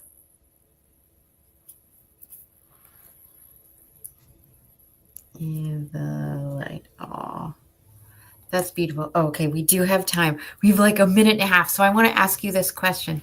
Earlier when you were talking, my inner 8-year-old, who I don't have memories for about 6 years, and it starts with my inner 8-year-old. She came up to me and she talked to me for the first time. Oh, good, you're back on camera. Come back. Probably gonna make me cry, but that's fine. She wants me to ask, how do you know what's you when you've been building a role your whole life? Can you repeat that? How do you? Because you were talking about your daily ritual and excavating clutter to see your inner diamond. So she asks, how do you know what's you when you've been building this role, this version of yourself, your whole life? Yeah, that's a beautiful question. Really, I think that it's like ego is complicated, intuition is simple. And so what I would say is that all the things that you have built in terms of your identity, your role as a mother, maybe it's your culture, all of these things, they are part of your expression, but they're not ultimately who you are. When you came into this world as a beautiful miracle and entity of light, you were just that light. You weren't all these labels and pieces that have been layered on. And so the more you can just come back to that simplicity, unlearning the fear and relearning your essence, which is love, the more you will come back to who you truly are. And so there is like I shared some steps and processes to do that, but it's available, it's there. And I know it can be hard and you think, where do I start? But you can start and begin today. by just taking the first step. She's grateful, and thank you for that experience. And the tears are with gratitude. So much appreciated. Oh, you're most welcome. So I want to say thank you for being here. I'm going to call this the end of the main part of the interview. So thanks again. Thank you so much. Thank you for having me, sending you all so much love, so much peace. And it's a peace within. May the peace within you amplify so you can carry that to your families and to the world. Nice. Have a beautiful day, everyone. We do have a few minutes left, so that's like the TV version. Oh, great. We have to cut off so that we make sure that your sentences aren't cut off. But then we have a little bit of time, flex time, to reflect a little bit. And that's what I like to use these last few minutes for. So I'm going to go around, tears and all, and I'm going to ask what has stood out to you. So Brian, I'm going to start with you. What's something that stood out to you during our conversation with Soraiya today?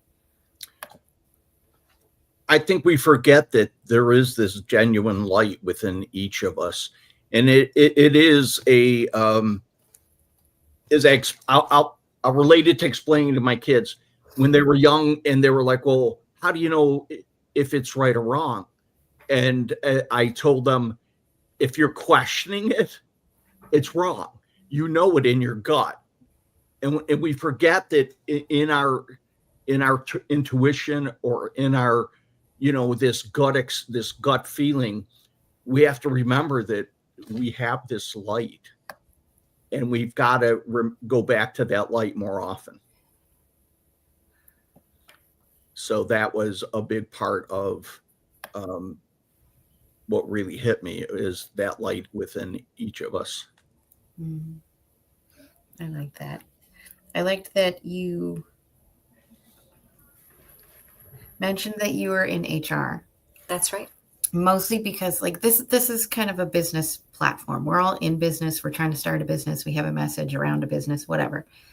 Knowing that you come from a background of HR, which specializes in the human aspect of business, makes me feel so much more supported by the things that you're saying in relation to business now. So now it's not like you're just going off on a tangent and saying meditation is wonderful. No, you come from that background saying, look, I've seen the struggles, not just within me, but within the other humans in a business. And these are some of the tools that I needed to learn in order to teach people with some of those same experiences so that we can all move through this. I really appreciated that. Well, thank you. And we're seeing it in workplaces, right? Well-being is like mindfulness is coming. It's here. Like people are trying and searching for ways to reduce stress, to calm their nervous system, to show up in full presence at work and at home. And so there's a lot of science behind it as well. Actually, it was funny. I'm not going to say names here, but my psychologist instructed me to go to an open mindfulness group and not book another appointment with her until I've done at least a few sessions there. And she's like, I'm not supposed to be saying this. And I was like, oh? She's like, I'm not supposed to be telling you about it or teaching you about it. But she knew the power of it. That's right. And so the group would be during lunchtimes. That was a 5-minute walk from my work. So I would leave the office, walk through the building, all the way through the building, go to the mindfulness class, take a longer lunch, but I stayed later. And then I'd walk all the way back. And my afternoons, instead of being slumped, felt so much better. Yeah. Yeah. I love that. Concentrate and feel like a human being that wasn't falling apart. Right. Yeah. It's a total, and that's what I feel even when I start my day or end my day with that. It's like, okay, subconscious mind is most open at the beginning of the day. Starting with that stillness, I have this energy, this vibrancy. And, I'll go to work and people will say, oh, you have this energy about you, or you have this peace about you. What are you doing? Or what is your, how are you coming to that place? And challenges still hit your doorstep. That's normal. That's human. But how you're able to navigate those challenges feels so much more empowering, right? Like I can get through this. I'm going to be okay. Versus if you're going from the empty cup or you're not as connected. Yeah. And so I love that she suggested this mindfulness practice, and that it is becoming more mainstream because now the research and the science is catching up to what the traditions have always shared is important. but now we're doing it in a way that people can integrate into their everyday lives, which I think is really important. So thank you again, Soraiya, for being here. Much love, and we will see you soon. Sounds good. So much love. Thanks, everyone. Take care. Bye, Brian. Take care. Nice to meet you. Bye-bye. Thank you so much on your journey, and good luck. Thank you so much. Take care. Bye. Now we do have our next guest behind the scenes. Dr. Keny, just give me a thumbs up if you're ready to join us. Awesome. Hi. Well, good day. It's great to be in the studio with you. Good. It feels like you purposefully color coordinated your books so that they were all some sort of greenish. I guess so. I'll take that. Take that. So usually, Dr. Keny, how I like to start each and every interview is just by shaking things up a bit so that I get to know the human being behind the message, behind the business. We can learn a little bit about you. So here's my question as I shift colors of pens again. Dr. Keny. Okay. If you could have other people describe you in 3 words, what would you love those 3 words to be? Devoted. Okay. Kind. And optimistic. Optimistic. Cool. So devoted, kind, and optimistic. So the only other question that I have pre-prepared is how do those words, devoted, kind, and optimistic, how do they play a key role in the core message that you have for people? Well, first of all, I believe devoted captures where my priorities lie. Definitely being devoted to my family, my wife, my children, and an extended family. Devoted to the work that I've been called to do in different settings, and to the people that I believe I've been called to serve, through that journey. And then lastly, optimistic. I believe that, yes, we do go through various seasons in our lives. We can at any given point find plenty reasons to worry and to be frantic. But I maintain an optimistic outlook on our world, optimistic outlook on life, believing that each day is a new opportunity for us to experience something greater. So that's how those 3 words would apply to who I am and what I do, and how I embrace the world around us. So if you could summarize all of that into something that is very easy for us and our listeners to just tell other people about you, what is it that you would say your message is for people? I would say that I'm a person who meets people where they are, and I help them to strategize, to prioritize wellness so that they can foster growth. And whether that be at an individual level or whether that be at an organizational level, that captures what my message is all about. So wellness is a huge topic. Yes. Where do you like to play in that conversation? Well, wellness is indeed a very huge topic. And when we speak about wellness, we are talking about wellness from a bio, psycho, social, spiritual perspective. And so we have to approach it from a holistic perspective. My focus, through the years have been on the psychosocial, spiritual aspect, with regards to my training as a clinician, as a counselor, as a therapist, and also my training as a minister, working with individuals within faith settings. That makes more sense. Okay, so now I want to know the story behind what got you into ministry, what got you into this psychosocial and the spiritual side of wellness. Why not? I've been using this example all week. Why not just become a plumber? Because that was the first thing that popped into my head. I've learned to, most recent, I had an incident where I thought, instead of trying to do this myself, I should have called a plumber because they have the expertise in this domain. But I felt called to a different route, definitely. Growing up, or as I began my college journey, really, I was focused on becoming a journalist, and I had already been working for the local paper from, I believe, my sophomore year in high school, and then went on to college and was majoring in print journalism, working for the sports department of the local paper here where I am. But then I began to experience a shift. Throughout this time, I was also, heavily involved in church activities, growing up in a home where my dad was a minister. My parents had served as missionaries for many years, and then my dad was pastoring a church. And so I had been involved in ministry, exposed to ministry all my life.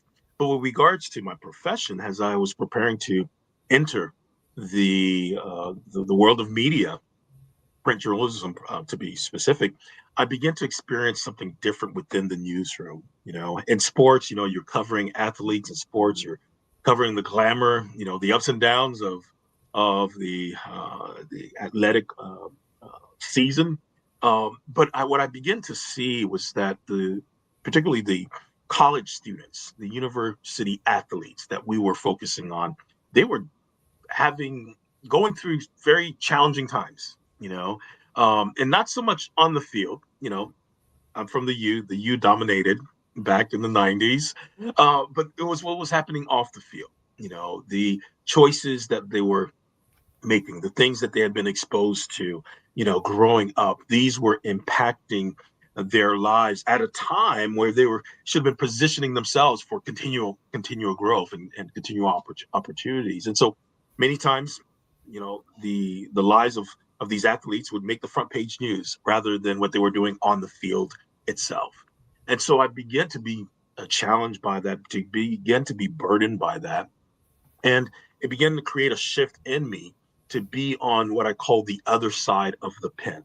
What I mean by that is that rather than being the one to write about their story and put it on the front page news about, the other mistake that they've made that's wrecking their lives and that's probably impacting them on the field, I felt called to be more the one to sit down with that individual and help them put the pieces of their lives back together. And so that began my, I would say, my journey towards being in the people business, I call it.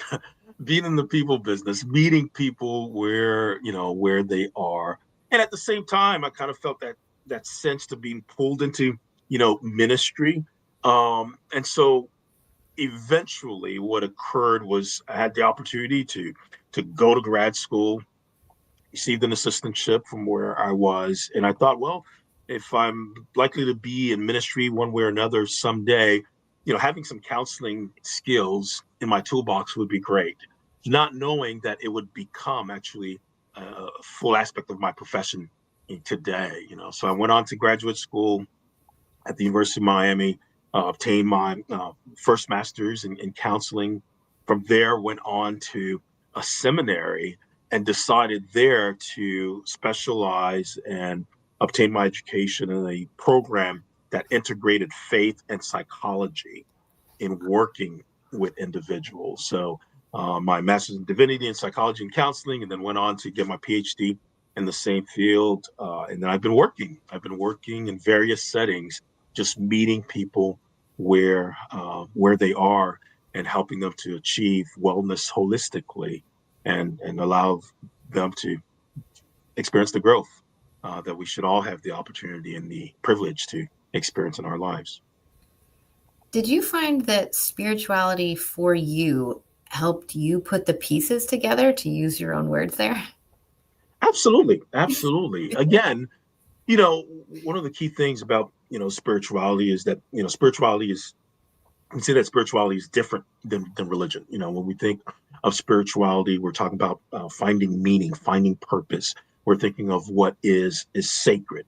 When we think of religion, we're talking about a set of beliefs that is usually associated with with certain doctrine, with an organization, with a denomination. Religion has different rituals that have been and expectations that have been passed on for generations, and they're not synonymous, although for many, their spirituality can be expressed through the lens of religion. Mm-hmm. But you will find today that many people will define themselves or identify themselves as spiritual, but not necessarily religious. And then you also find others who will identify themselves as spiritual and religious, where the two are integrated together. I say this to respond to your question that for me, I definitely grew up in a religious home. I grew up in a Christian home. But with anyone's spiritual journey or in anyone's religious development, there comes a point where you're going to wrestle with whatever beliefs had been presented to you, and whatever beliefs that you had been exposed to. And so for me, I experienced that particularly, during my graduate years, and in fact, in the middle of studying psychology, there you go.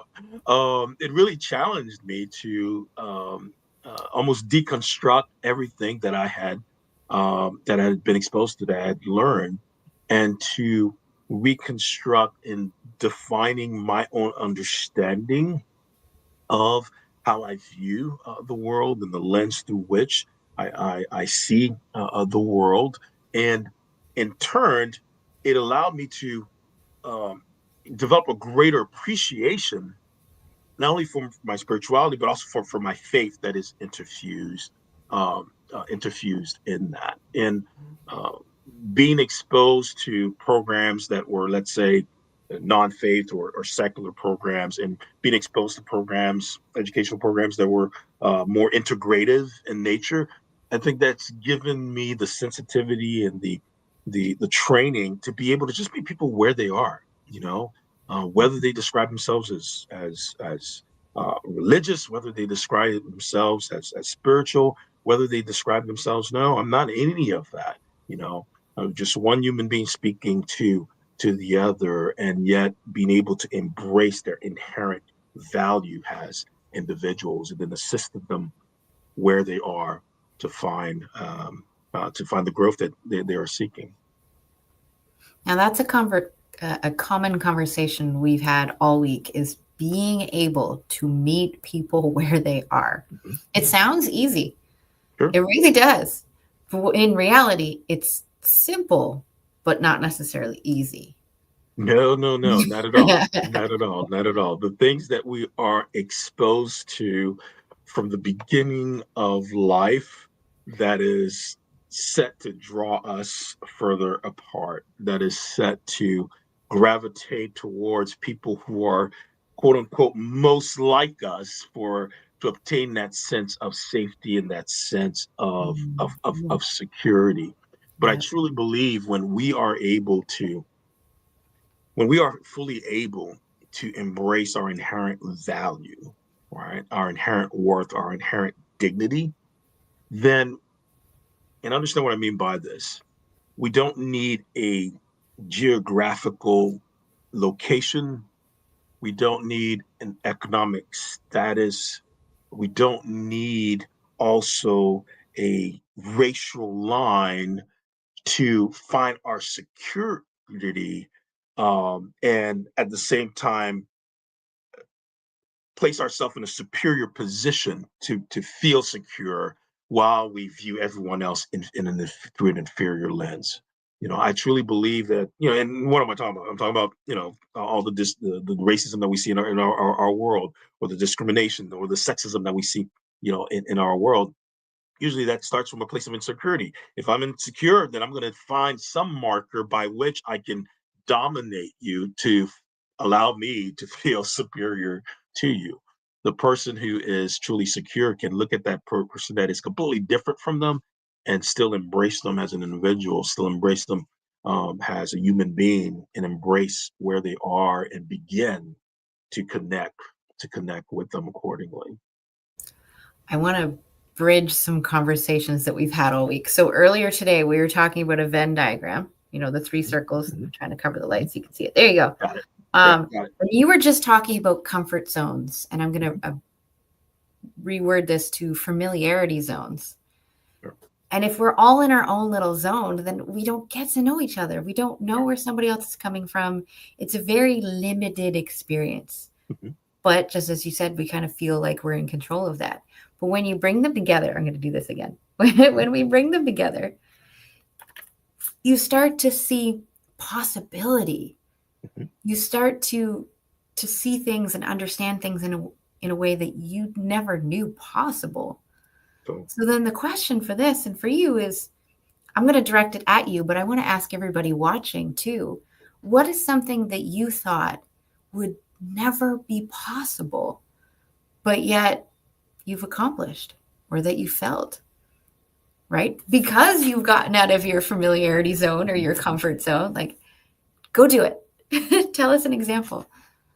Sure. I would say it's different, different things, and I would say getting out of my comfort zone has opened many doors of opportunities. All right. And connecting with people who are in many ways different from me, but yet there's also that common element that's common, to us all, that inner part of that circle. We find that in some areas we are more alike than different. But I'll give you an example of stepping out of comfort zone, and I'll put it in the religious text. Actually, when I went to seminary, I remember a friend of mine inviting me to visit this church. All my life I'd grown up in let's say my dad's church, with people who spoke like me, looked like me, worshiped like me, and everything. And here I was in a completely new setting, new city, new part of the country, and I'm being invited to attend this church that was so different, along racial lines. In fact, in a congregation of about maybe 500, there were probably 2 males that looked like me, 2 black males. So at first I said, no way, forget it. What is, you're wasting my time, man, because that's not what I'm used to. Not even the style of worship was similar to what I had been, even though it was a church within the same faith. But then my openness, and I could say that I personally wrestled with God on it. But finally, when I said, you know what, if this is the place where I should be, then I'll embrace it. And I kid you not, Laura, the minute that I did that, I began to see the same people that look so differently like me. They begin to all of a sudden look like a lot like the people that I left back home. Aww. Because I began to see the humanity. I began to see beyond the racial script that we are often prescribed to view others who look differently. And through that experience, you definitely began to develop some wonderful relationships, wonderful opportunities to experience life in the season, that I was in. It didn't come without challenges, right? It didn't come without misunderstandings. Even when you put 2 people who are identical, they're going to think differently. They're going to see the world differently, and that's going back to our uniqueness. But the willingness to step out of that comfort zone really opened up the possibility for new experiences, which later on a professional setting, when I was going into higher ed, I went into higher ed, joined a university, and over a period of time, I was asked to step into a leadership position, to serve as the dean of the program within that university. And here I was, pretty much feeling like back in the experience that I had before, where the number of people, let's say the attendance marker of the people who look like me, either increased by 100% or decreased by 100% if I showed up to work or not. In other words, among the faculty, I was the only black male, But yet here I was serving as dean and working with a group of people who were, at least on one marker, when it comes to race, were completely different than me. But that prior experience allowed me to be able to have I would say the skill set, but most of all the heart to be able to just meet people where they are and develop, relationships one person at a time versus going by, the script that we are often presented in our larger society, and that bring about the challenges that we face in our larger society. Hey, Dr. Keny, question for you. Love your experience, and I had a similar one in college where I took a religion class, and I had to visit 6 different churches than I grew up in, which ended up being an amazing experience, the same experience you had. And do you find that this isn't about gaining intelligence to have this perspective you have? It's really about getting out of our own way and our own preconditioned thoughts to just be open and be accepting, just be, get rid of all the noise and just be there in the moment. And I still remember sitting in some of these churches that were very different. But when I got rid of all the noise that you kind of grew up with or were indoctrinated with or just familiar with, the experiences were very pleasurable. Sure. No, absolutely. And you used a great word, preconditioned. We don't realize this, but we naturally almost inherit a lot of biases that keep us away from people and lead us to define people even before we've ever had the opportunity to actually have a conversation with them. So the willingness to step out of our comfort zone opens the door to really meet people who are different, different from us. And that's why creating the spaces that are safe spaces to do that are so important. One of my favorite spaces that did that was I ignored my spirituality for most of my life. I shut it down. I pretend it didn't exist because years ago there was aspects that had scared me. So I go to this open spiritual group, and the whole point was to bring in people from everywhere with all different beliefs, all different practices, and just try everyone's out together and see what that experience felt like. And then have that person lead and tell us their experience and how they saw it. And then we would all share from our own perspectives what it was like. It was so eye-opening and so supportive because that was the intention. Sure. I think what you're describing is almost like what we call a share group, and we're finding that definitely, let's say in the workplace, when there are in the workplace, when people are able to bring themselves fully in and share, who they are, share their identities, share their stories, that adds to the level of civility, in the workplace and in society as a whole.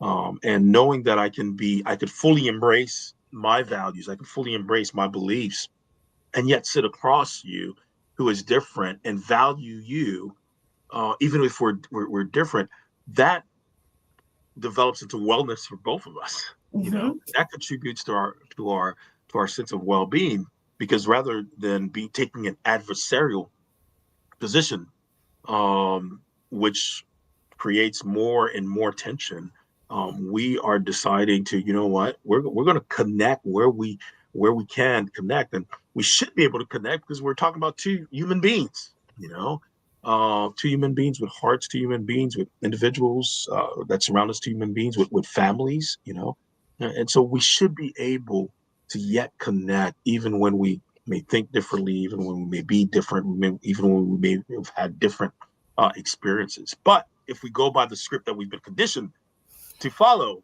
then we stay at a distance. And I don't know you, but yet I know all about you, and that's a falsity.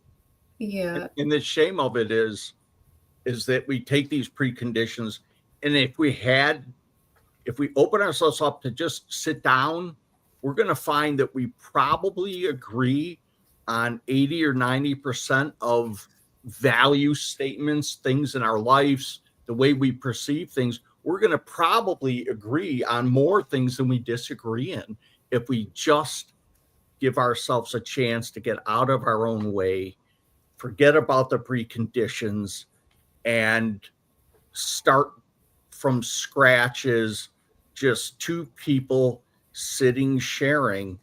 We're going to find we're more alike than we are different. No, absolutely, absolutely, and it doesn't take away. Let's say it doesn't take away from our uniqueness, right? Because Absolutely. definitely, with all our similarities, we are still unique individuals. I mean, even as we're talking about our siblings, you know, your blood relatives, but yet you're each still unique and in a key way. So I think the key for civility, key for being able to remain in community, is to yet embrace that uniqueness the uniqueness of each individual. You know, for example, if we're looking at it from a racial lens, the idea of, let's say, being colorblind, that's not going to work, because that leads me to ignore a part of your identity, a part of your culture, a part of your heritage. And so I have to be able to embrace your heritage. You have to be able to embrace my heritage.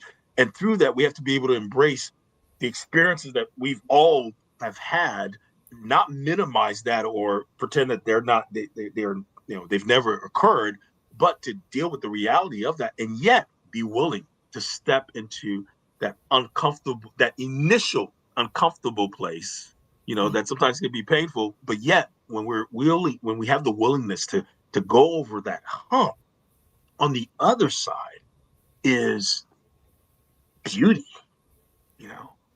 on the other side of getting to know people, that's life-giving. Yep. That's life-giving. And there's a part of us, I would say, that has this incredible thirst for unity, commonality, and togetherness. That's why 70,000 people fill the stadium, right?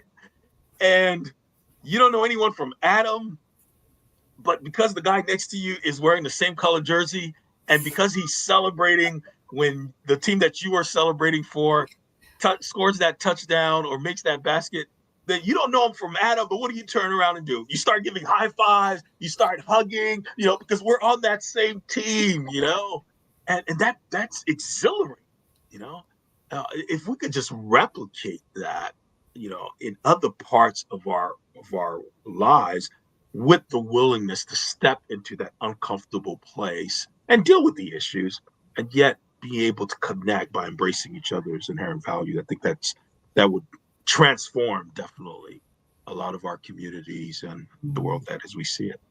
And putting the pieces together. I want to shift the conversation just a little bit, because I know here on Amplify Your Message, the whole point is for you to have a voice, but also to share the ways that you have decided to use your voice. So what are the different ways that you've decided to share your message? Absolutely. Yeah. Well, I will look at it from the different roles, the different ways that I serve. I mentioned that I am, first of all, I'm a counselor. I'm a clinician. I meet people where they are, and people come to counselors, people come to clinicians, to deal with the challenges of life. Let's put it in simple terms. People come to counselors as they're navigating through difficult seasons, or they're trying to experience healing and transformation after a difficult season, after experiencing various traumas in their lives. So, in working with people, I think the first thing that reflects is my desire to connect with individuals in midst of their pain, in midst of their brokenness, in midst of their unique narratives, and to come alongside them and journey with them towards healing, towards growth, towards restoration, towards the transformation that they are seeking. So that's at the individual level, or sometimes that's working with a couple who, through their relationship journey, have experienced challenges, have experienced distancing, have experienced breakdowns, and so I come in as a conduit of healing, a conduit of compassion to help them to be able to reconnect, heal, and begin to thrive again. So that's in the therapy room.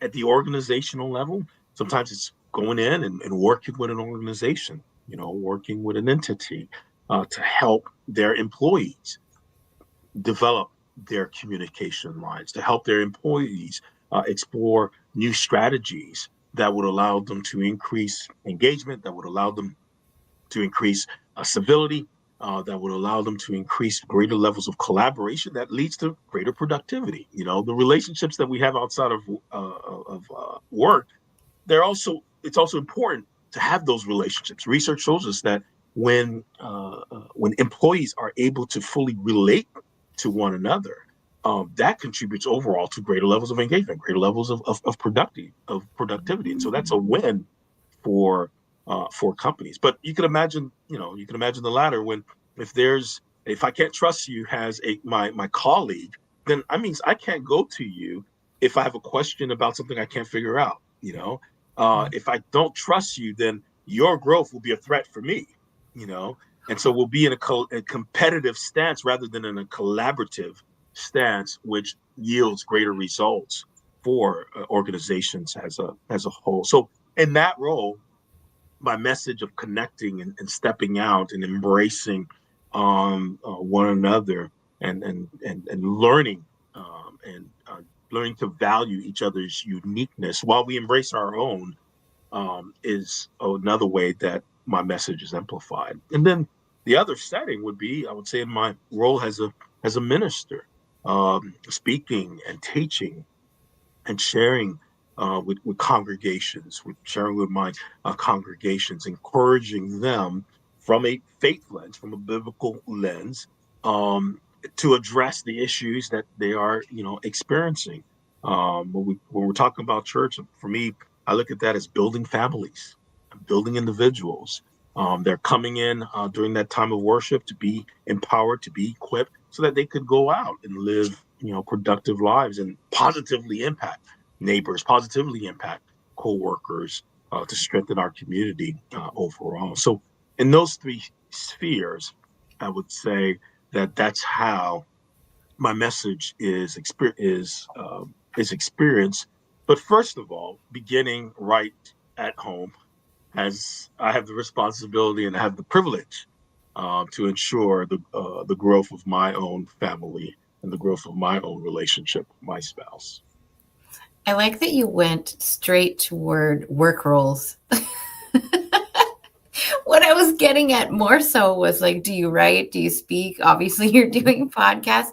But I thought that was fun, that you actually got to show us that it's not just the skill and the one idea of what we see as the role that we play in work, but you have all these pieces of your work.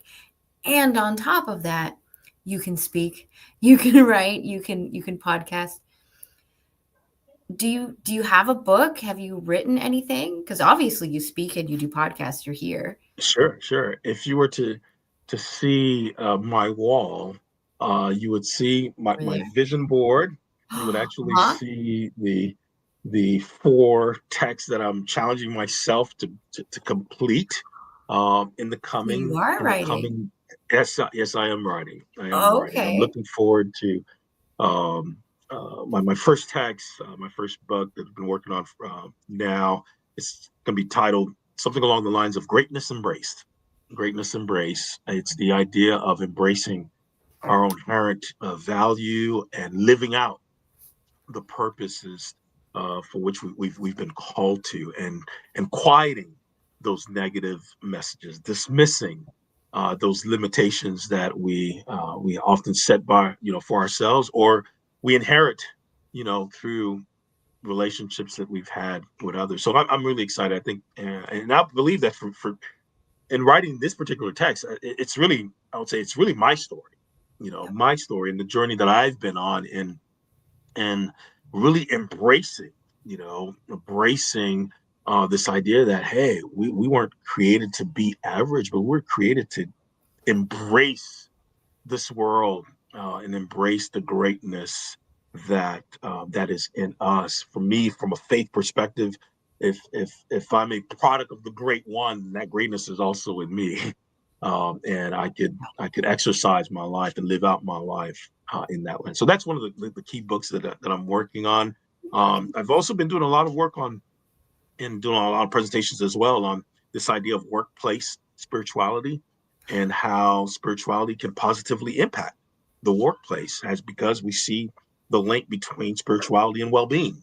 Where uh, spiritual practices exist, there tends to be greater levels of wellness, greater level of psychological well-being, lower levels of depression, lower levels of anxiety. And so why not bring what benefits us in our lives into the workplace to lead to greater engagement, to lead to greater productivity. I had the opportunity to present on this just a couple weeks ago at the SHRM conference in San Diego. I've had opportunities to address this topic at other professional conferences like the ACA, the Georgia Licensed Professional Counselors Association. So it's one that I'm very interested in, and so I'll be taking all of this and putting it into a work entitled "The Profitability of Workplace Spirituality." So those are two of the ones that I in these next 12 months I look forward to putting together, and then a third one, just because of my passion for relationships and my passion for uh, working with couples, will likely be entitled "Divorcing Your Way to a Blissful Marriage." It's this, again, it's still with the idea of greatness. It's this idea that we have to sometimes divorce ourselves, again, from many times the way that we approach relationships, that rather than bringing healing and restoration, they fuel toxicity, which naturally distances us from one another. So there is a common theme in all of these works, but I believe they give voice to some of the work that I'm doing right now. Now, we only have a couple minutes left, and I want to make sure that we know where to find you and your favorite way to communicate.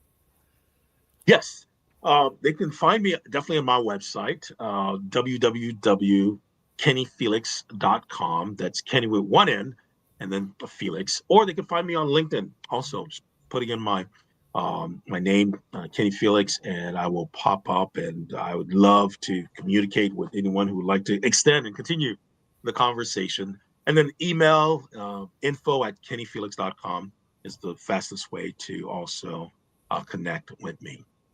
Awesome. So, in about the 90 seconds that we have left, I like to hold space for anything that's on your mind or in your heart that you need to share. So, what would you love to leave people with today? I would like to allow our audience to understand that no matter what you may be going through, there is the possibility for healing. There is the possibility for growth. There is the possibility for restoration. Believe for me that healing occurs in the context of community. So I want to invite you to take that step and reach out to someone that you can trust, someone that would be open to hearing your story, to hearing your pain. And that would be one of the first steps to your avenue, towards the avenue of healing. Sometimes that person may not be it can be a family member. Sometimes it's a friend. Sometimes it's a coach. Or sometimes it can even be a therapist. Whomever it is for you, understand that reaching out and seeking help is not a sign of weakness by any means, but it's actually a sign of strength, because you are embracing your inherent value and embracing the opportunity for growth. And so, if any way I can help you with that, feel free to reach out to me, but do ensure that you connect with one other person to embrace the greatness in you, embrace the healing that is available. And together, we can all continue to move towards growth. So, I will call that homework. Homework from Dr. Keny is to go out and connect with somebody, have that conversation. Thank you, Dr. Keny. I much appreciated you being here with us. It was a pleasure, and thank you for this opportunity to spend this hour with you and Brian. Thank you for sharing. Loved a lot of what you said, and totally totally agree on that philosophy. I love the idea of bringing spirituality or faith into the work environment. It's proven, and you talked about it, the benefits of that. And I think it takes a conscious effort to do that. And I think it's well worth that effort. Thank you. So I will call this the official close of the main portion of the interview. So thank you. I do invite you to stay for the next few minutes. I just want to make sure that like the online interview isn't cut off in the middle of a sentence or a question. It's like good. Excellent. But now is our playtime where we get to reflect a little bit on the conversation. And if we have time to ask a couple more questions. Sure. So Dr. Keny, I'm going to start with you. What is something that stood out to you during our conversation today? I think the commonality of our dialogue. I think the central point, which is also reflected by that dialogue, is just that openness to connecting with other people. And I think that's huge, because we find that we live in a world, particularly in this season that we are in, where we find so much divisiveness, so much devaluing of others across various lines. And so I think that was being able to talk about bridging versus distancing was what stood out for me today. And then almost in a live way, connecting with both of you. I mean, we're all different. We're kind of really meeting each other right now, but yet that willingness to connect allowed this time, I believe, to be meaningful for all three of us and for all the listeners who took part. Oh, I'm unmuted. Sorry I'm trying to type and I don't want the typing in the video. Thank you for that, Dr. Keny. What about you, Brian? What is something that stood out to you during our conversation with Dr. Keny? Well, Dr. Keny made an analogy, and it explains everything we talked about. And that analogy was being at an event and being there with 30, 50, 80,000 different people, but having people next to you and around you that are wearing the same jersey that you know nothing about, that were all different. You may have some people that are like you, not like you, men, women, children. We don't know anything about them, but we're hugging and high-fiving each other because our team scored. Man, that explains everything. If we could do that then, why can't we extend that further? It's such a simple concept when you think about it. And that analogy just totally explains that we're capable of doing it.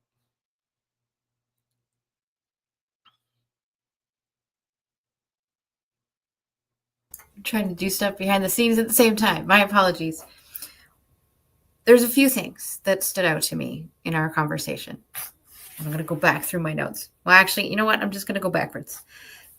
I like your ending statement of no matter what is going on, I'm paraphrasing, that you can build your hope and you already have the ability to heal and move on.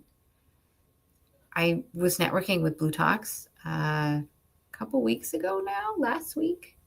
It was last week. And I was asking them about what is it that builds your hope, that builds your courage?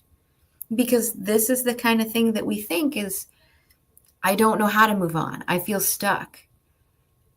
And we forget that it's already there within us. How do we just build that hope that we already have the ability? So I want to applaud you for saying that. Thank you. I appreciate it. I also liked when you said the unity, commonality, and togetherness. Those are huge pieces, not just in spirituality or in religion, but also as an entrepreneur, as somebody with a message, even in a workplace. That's what we're seeking. In these relationships with other people, we want to feel like we're not alone. We want to feel like somebody understands us, that we're not crazy, and that we can get help and support when we need it. And just to your point earlier, asking for help is one of the hardest things.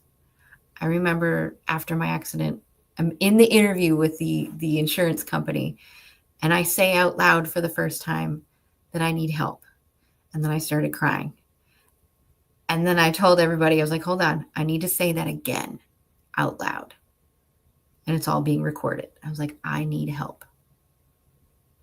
So I get how difficult it is, but just how much can come out of it. And somebody like you, you're on that other side wanting to help, having the capacity and the desire to help, which is so supportive. So I appreciate you. Thank you. Thank you. Yeah. So I'm just sending an email to our next guest because she's not here yet. But Brian, if you have another question for Dr. Keny, go right ahead. Unless you need to leave right away. No, I'm good. Can you stay for a couple minutes? Sure, absolutely. Okay. Just so that I don't look like yeah. Sure, Dr. Keny, you had mentioned something about didn't you start talking about athletes at first? Yes. And I don't think unless you're really been in that athletic field, whether it be even in high school or whatnot, how you're working with athletes, I don't think people understand the complexity of their lives when it's pulled between their athletic obligation and their learning education and the pressures put on them. And then the fact that these athletes that are really in the limelight, what they have to physically, mentally, spiritually, emotionally really deal with, especially when you're looking at, the top athletes, the D1 athletes, and they're young, some of these men are men and women are 18, 19, 20. And the amount of not just self-imposed pressure, but pressure that comes now from the fact that, they get a chance to make an earning and this new system, they're pulled in so many directions. If they do not receive guidance, man, they are really left. I feel like many of them, just because of their age, not because they're not mature, they haven't had a chance to mature. And what's thrown at them, if they really don't have guidance and somebody helping them form a good foundation, and then on top of that, really create and understand their value system, you could see where they really go south. Absolutely. No, you're dead on. That need for guidance is even more so present today because of the earnings. We're talking about 18, 19-year-olds, multimillionaires, Yeah. 18, 19, and not in a quiet space, no, in a very public space where you're being pulled in so many different directions. And so if there is a guidance there, the opportunity to wreck your life is quite enormous. And so I'm delighted to see that our athletes are definitely earning part of what's been going to institutions and other entities for their hard work. But with that, it's so critically important to ensure that they have the proper guidance, they have the proper surrounding, they have the proper mentoring, or otherwise what may appear to be significantly and great opportunity for a few seasons may actually put them on a trajectory that they may not recover from later on. I appreciate you staying. At this point, I'm not sure where our next guest is. I already reached out. So we'll just, I'm getting a ... Okay, be there in a second. Awesome. I want to thank you again, Dr. Keny, for being here. Thank you. For a few extra minutes. I do appreciate that. Thank you. While I'm looking all distracted in the background. So much love and thanks again. Thank you. Thank you for the opportunity. I really enjoyed our time, our dialogue, and this opportunity to I would say break bread or have a cup of coffee, but we didn't have any. But we had great conversation nonetheless. I've had water. Oh, there you go. There you go. Cheers.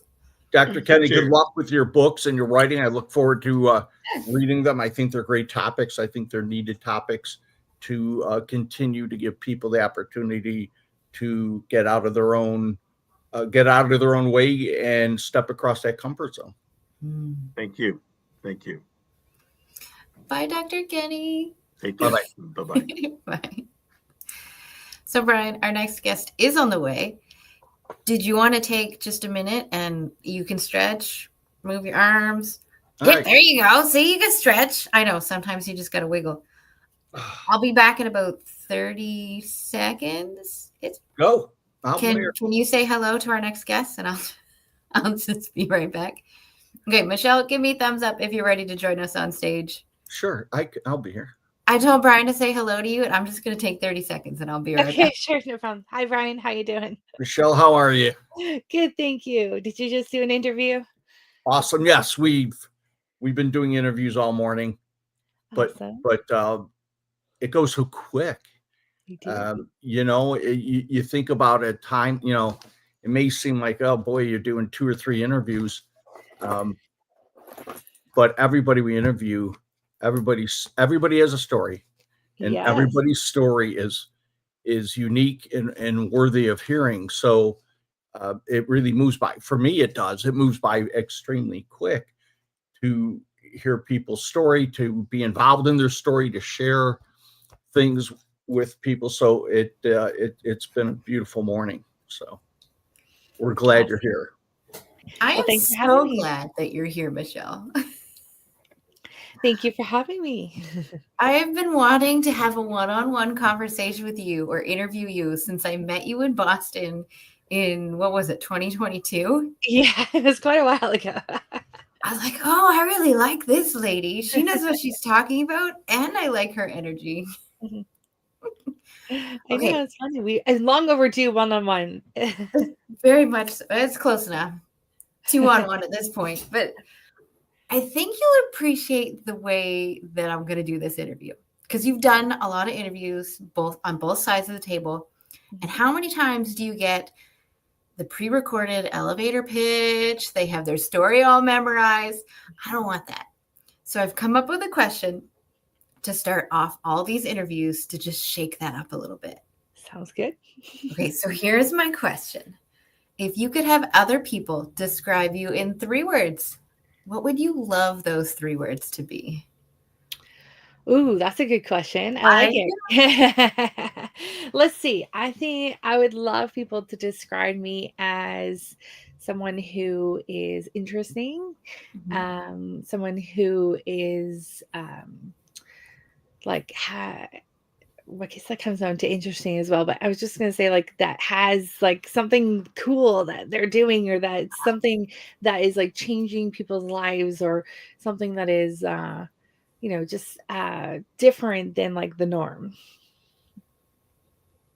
And I would also love, and that's more than 3 words, isn't it? Behind the words. To describe me as someone who is caring and generous. Okay. Caring and generous. So I've described that bunch of words there just as your cool factor ideas. Yes. And I'm going to put that in like the extra notes part of right. research. Because it is something that you want to be seen as. And the whole point of this question is, 1, to get to know you as a human being. But now you've told us how you see other people, how you play in the world, what is meaningful to you, like all the stuff and things. And now we get to see it come out in the conversation. Right. So the only other question that I have scripted for this is, how do those 3 words, and I'll go with your 3 words, the interesting, caring, and generous, how do they play a key role in the core message that you have for people? Yeah, well, your uniqueness is your genius is like our tagline in our business. So that really like sums it up pretty well. And throughout my 20s, my goal in life was to get paid to play. And I think I've been able to achieve that and gone into have that as like kind of like a North Star in a lot of things that I do and a lot of ways that we show up in this world. Agreed. And at this, you said get paid to play. Do you feel like you're playing? All the time, yeah. Oh, I wake up I don't even know what day of the week it is usually because I do the same thing every day of the week, and it's fun, enjoyable. It's, it's a little bit of fun, a little bit of work stuff, which is also fun, I think, and yeah, I don't ever feel like it's like, "Oh my God, it's Monday." And I thought the second that I did start feeling that in whatever I was doing is like, "Okay, time to change the page." yep. Yep. I'm not like Brian. I'm not used to sitting in a chair all day long. Love on you, Brian. But like, I love the conversations here. To me, this is play. So I get the getting paid to do the things that you see as play as being so beneficial. But at the same time, my back really hurts. I don't know how you do it. So, Michelle, uniqueness is your genius. You came up with that so quickly, and I know that that is the phrase that you use for your business. Can you tell us how you got to that point? Because there's so many people who are starting in entrepreneurship, and their message right now that is like, did you just come up with that? No, there's a process. How did you come up with that? Yeah, well, I remember my brother and I started Amplify You, which is our podcasting agency. Oh my gosh, like we're going on like 11, 12 years now. So a long time ago, we were sitting there going, who are the people that we want to work with? Who are the people that we love, love, love? Like this is, a few months into it. We've gotten our first initial clients. Things were going well. And we're like, okay, this is great. But like, who do we really want to work with? Like, who are the people that we like really love? And what is it that we really help them like love, like helping them discover? Well, first of all, the first thing that came to our mind was like, we want to like be like the Hay House of podcasting. We want to like talk to all the people that are like in personal development and making changes in the world and doing these things that are like so cool um that we just are so interested in them getting their word out into the world so that they can make the impact they need to make. And so that was our first. We want to be like the Hay House of podcasting. So, meaning we want to work with the people that are the movers and shakers in personal development. And the second thing was, okay, well, what do we love?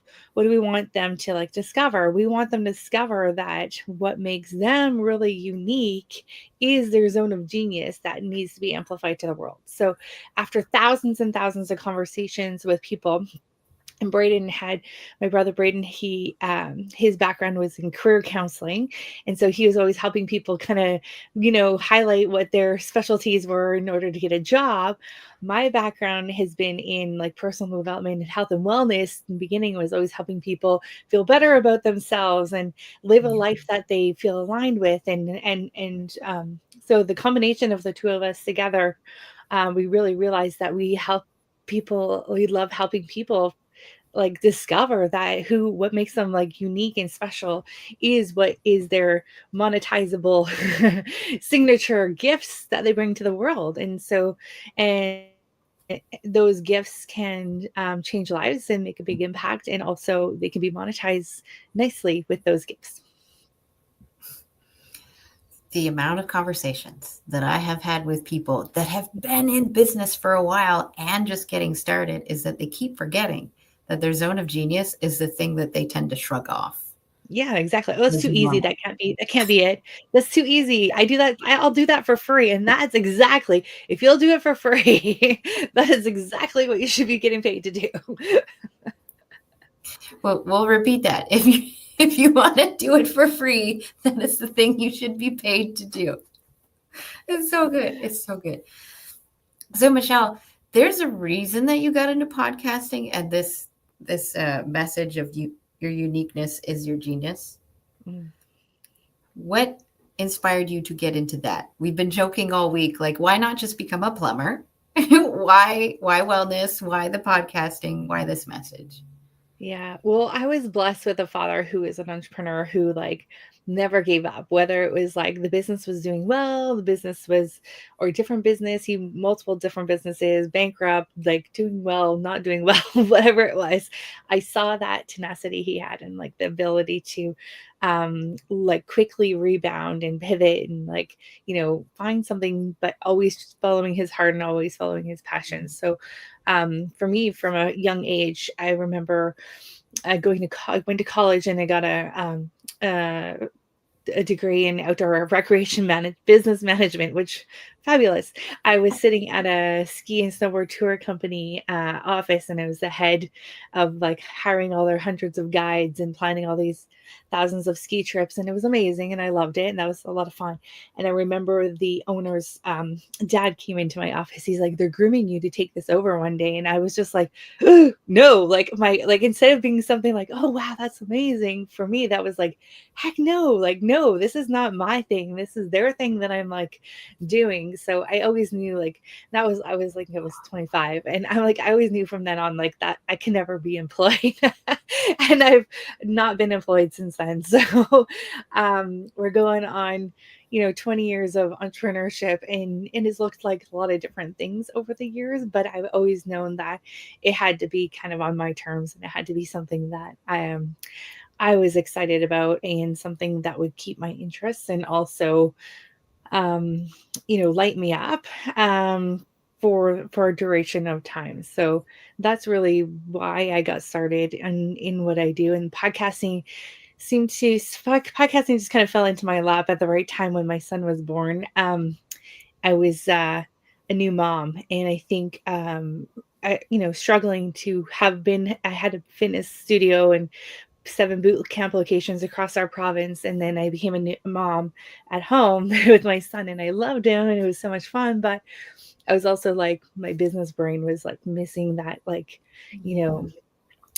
inspiration and motivation to do things, and talking to people and inspiring people, listening to their stories. And so I found this purple app on my TV, and it was on my phone, and it was in my car, and I was like, this purple thing, what is it? It's a podcasting app.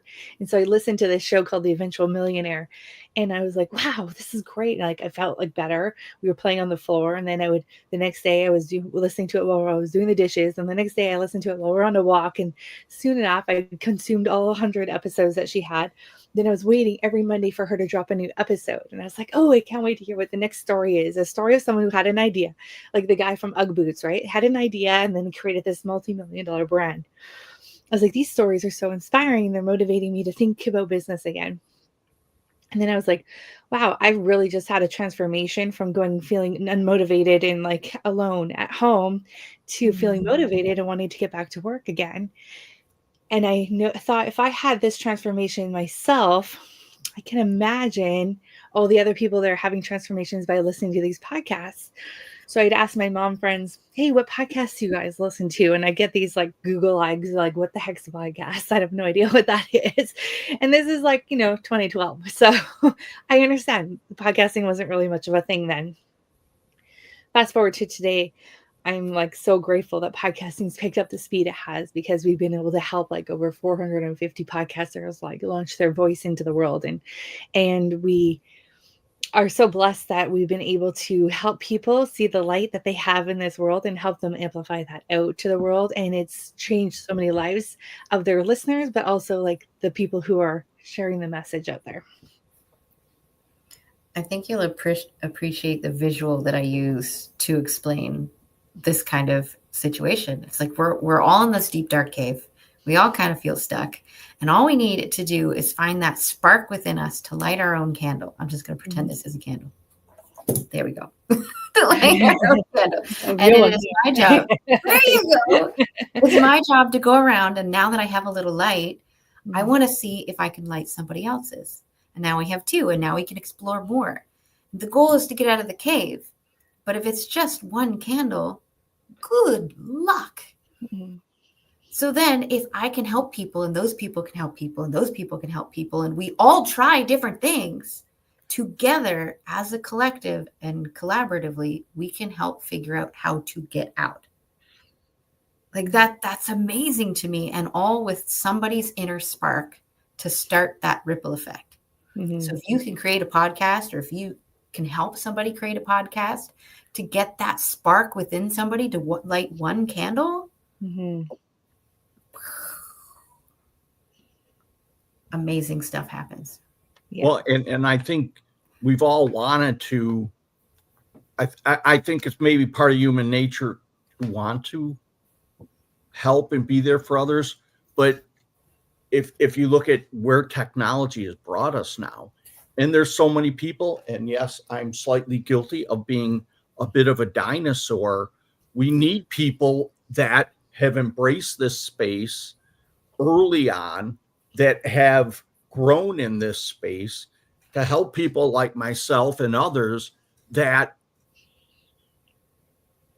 don't know it like you do, that have a fear factor, to help us understand it. So we need people like you out there to help be that light, to hold people's hands, to get them more comfortable in that space, because so many people do have a message that others do need to hear.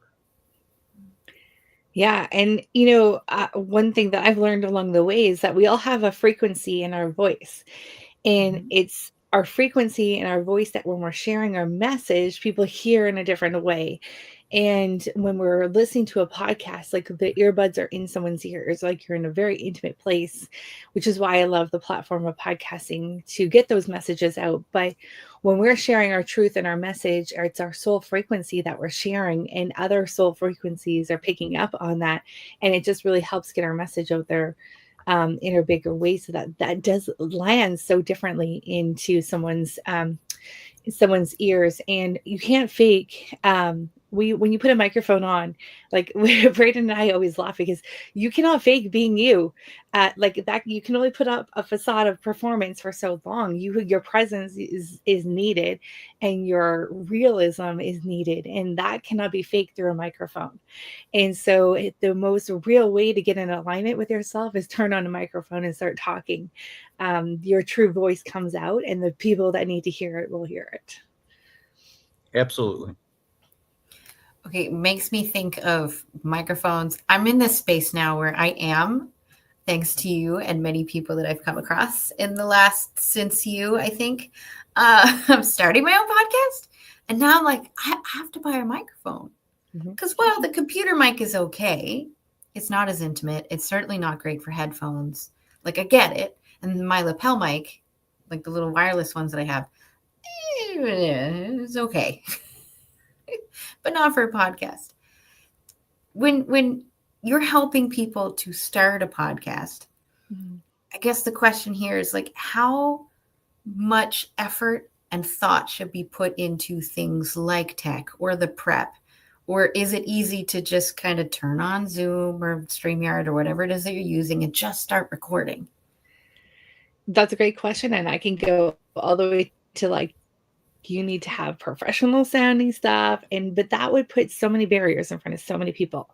My goal is for them to start talking and get their message out there. So the least barriers, less of the barriers, the better, right? So open up your laptop, turn on Zoom, press record, and just go until you like it, until you feel comfortable. When you feel comfortable, upgrade and get that microphone, get that, proper camera set up, get the nice background, not a fake background though, because a lot of people watch podcasts now, they're on YouTube's and everything. And when it's a fake background, your subconscious mind goes to, what are they hiding?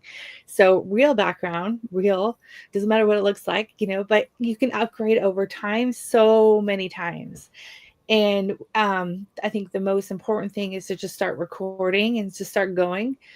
But there's a difference also between recording and just saying whatever. And then we have a formula for, like, the first 5 episodes that are really important.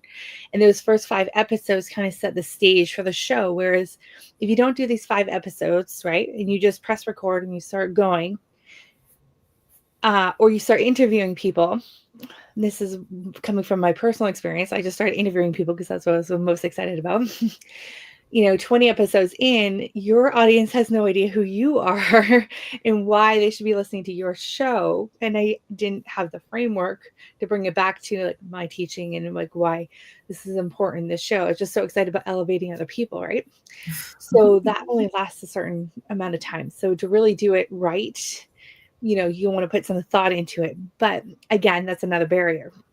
So I always suggest to just start recording, just start practicing, and your clarity is going to come. We call it evolving out loud. Turn the microphone on. You're going to evolve out loud. About 20 episodes in, you're going to get some clarity all of a sudden.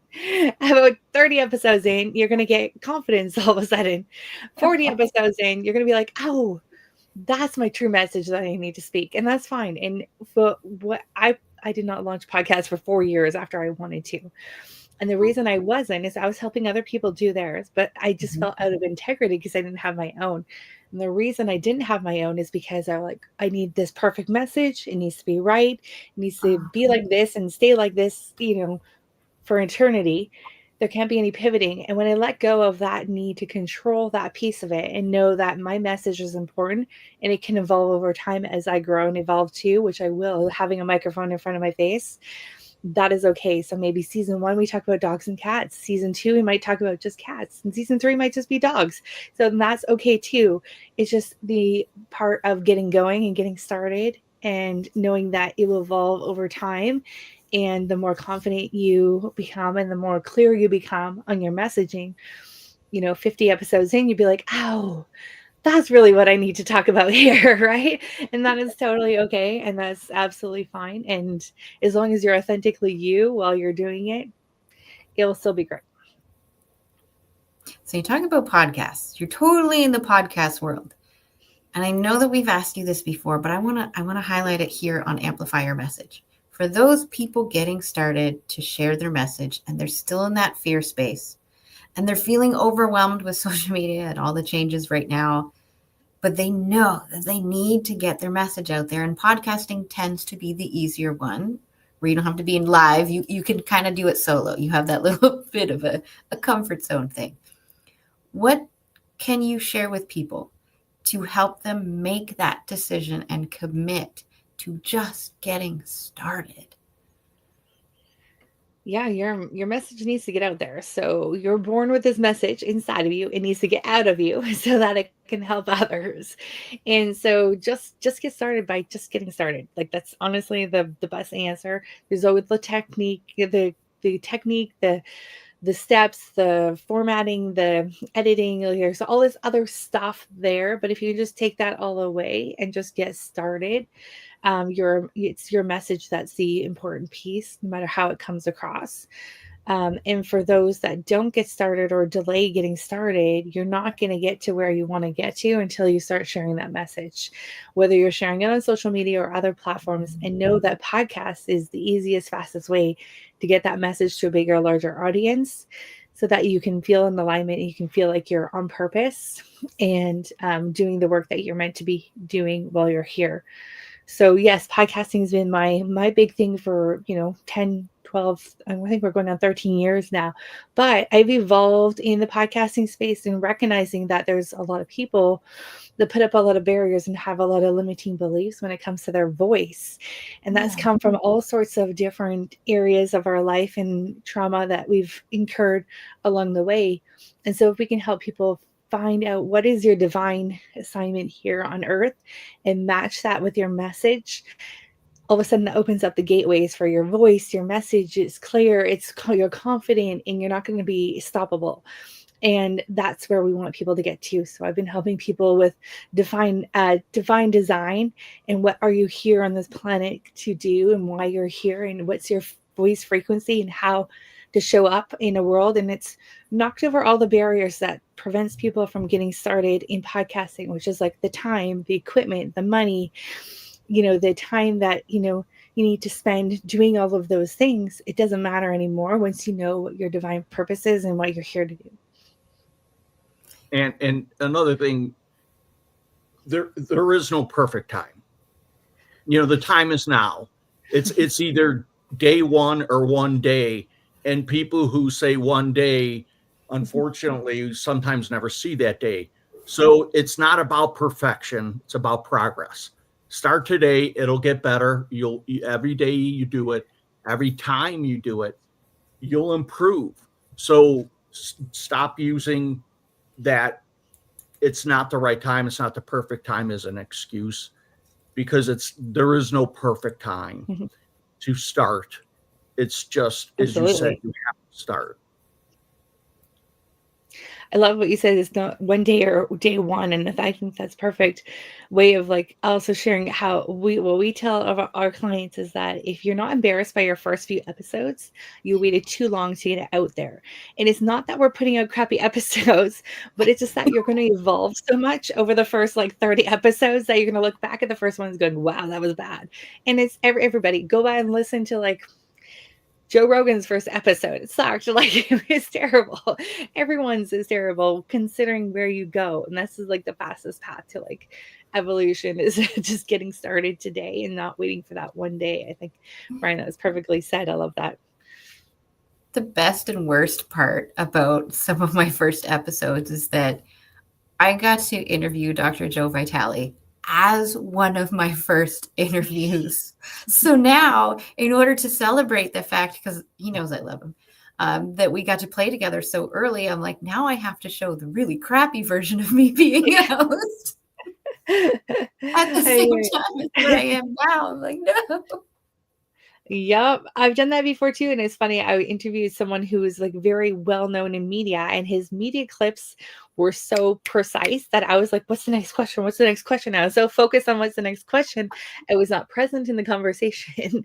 And I know you talked about recording. You have that sacred space for recording, but we always share with our clients like pretend that it's live because you're going to be less worried about stopping and starting when it is live, and when you're pretending it's live, then it's just like there is no going back. You're that present. You're present in the conversation.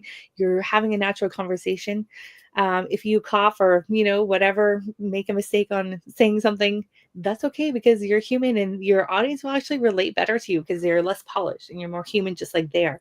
Your audience is not looking for you to be the expert, the guru. They're looking for you to be the guide. So like, it's like, the difference between an okay show and a great show is like, you're the guide. Hey, I'm Michelle. Let's come on this journey with me to discover your voice in this world.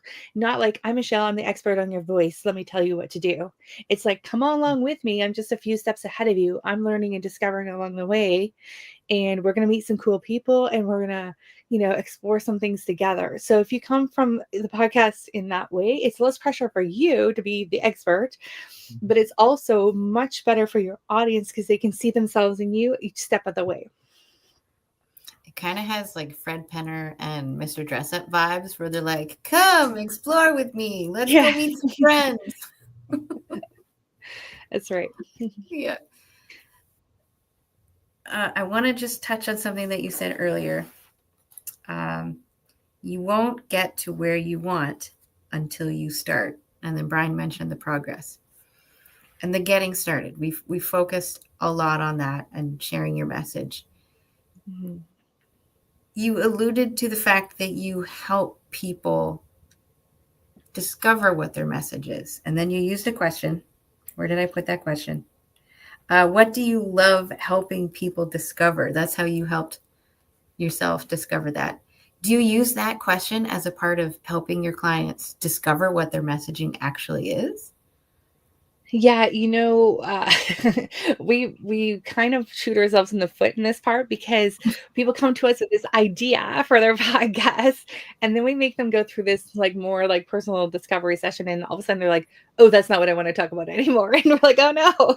Wait, but it's good because in the end, it makes for a better show.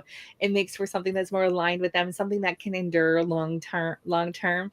And so, although it might take us a little longer than to launch that show, it's now more in alignment with and it'll be able, when something's not in alignment with you, you can only fake it for like 20 episodes, which is why like the pod fade when people start a show and then they stop, is because of that, because they're out there trying to say the same thing 20 different ways as an expert. And there's only so many ways you can say something. That's why being a guide and being like, okay, come on this way. And it follows the perfect story arc for movies and stuff too. It's like, that's the hero's journey. The hero is the listener. And if you can put the show together in that way, it's going to stand the test of time a lot more. So yeah, we do kind of shoot ourselves in the foot in that way when we go through the initial, there's a lot of coaching that happens in the beginning part of the show, which is why I went back and got hypnotherapy and timeline therapy and NLP coaching certifications, because that really helps us in that personal self-discovery process and knocks down some of those limiting beliefs that people have when they first start like nervous about putting their voice out there in the world. And that's really been a savior, because it's helped us help people over those hurdles that maybe would have started a show and then stopped after 20 episodes or so. Now most of our shows have been around for years, and it's because there's that consistency, but also it's connected to their brand and to their business. So there's this ecosystem. So the podcast is not over here on the left and your business on the right over here. They're now interconnected. So you'll never stop doing it, because it's a cyclical placement. And the podcasts that we work with are very specific. So it's it's not like the comedy shows or the sports shows or the drama or the crime shows. These are the shows of personal development, people that are doing this work for the work in the world. And so it's all kind of connected together to their business, which is why we kind of take the time at the beginning to make sure that it is in that podcast ecosystem and you're in alignment with everything that you're doing, so that you can sustain the test of time on the podcast, because we don't want our shows to pod fade out after the first few episodes. And the second thing that we've done recently is we've started launching networks, and networks are really powerful, because now we just launched the High Vibe Podcast Network in the last few weeks as this is airing. Because when you're in alignment with the other shows, now we're looking at shows that are all about people raising the consciousness in the world. So if you're into that, you're going to love this show, but you're also going to love this show, and this show. So now you have a collection of shows that are all about the same sort of overarching theme. One of our doctors, Dr. Fab Mancini, he just launched the Ending Chronic Disease Network. Same idea. Shows on that network are helping people end chronic disease. So that is where the next evolution of podcasting is for shows, is to join a network of other like-minded people who are out there having similar overarching things. So you have more exposure, more visibility. Because let's face it, those crime shows, they start a crime show and they have millions of downloads in the first few minutes of it being live. And our personal development shows, they will not get millions of downloads for the first few years. Let's just put it that way. Our world is so crazy like that. Like, why? Like, these shows are going to be life-changing, but the crime shows are so weird, but people love them, right? So that's the problem when you're having personal development, something that's going to be better for you takes a little longer to grow. So together, shows on the same sort of network can grow faster together. Okay, really quickly, they get more views because it is a safe way for people to experience something with that disassociation. Whereas the healing shows are like, oh my God, I have to face my own stuff.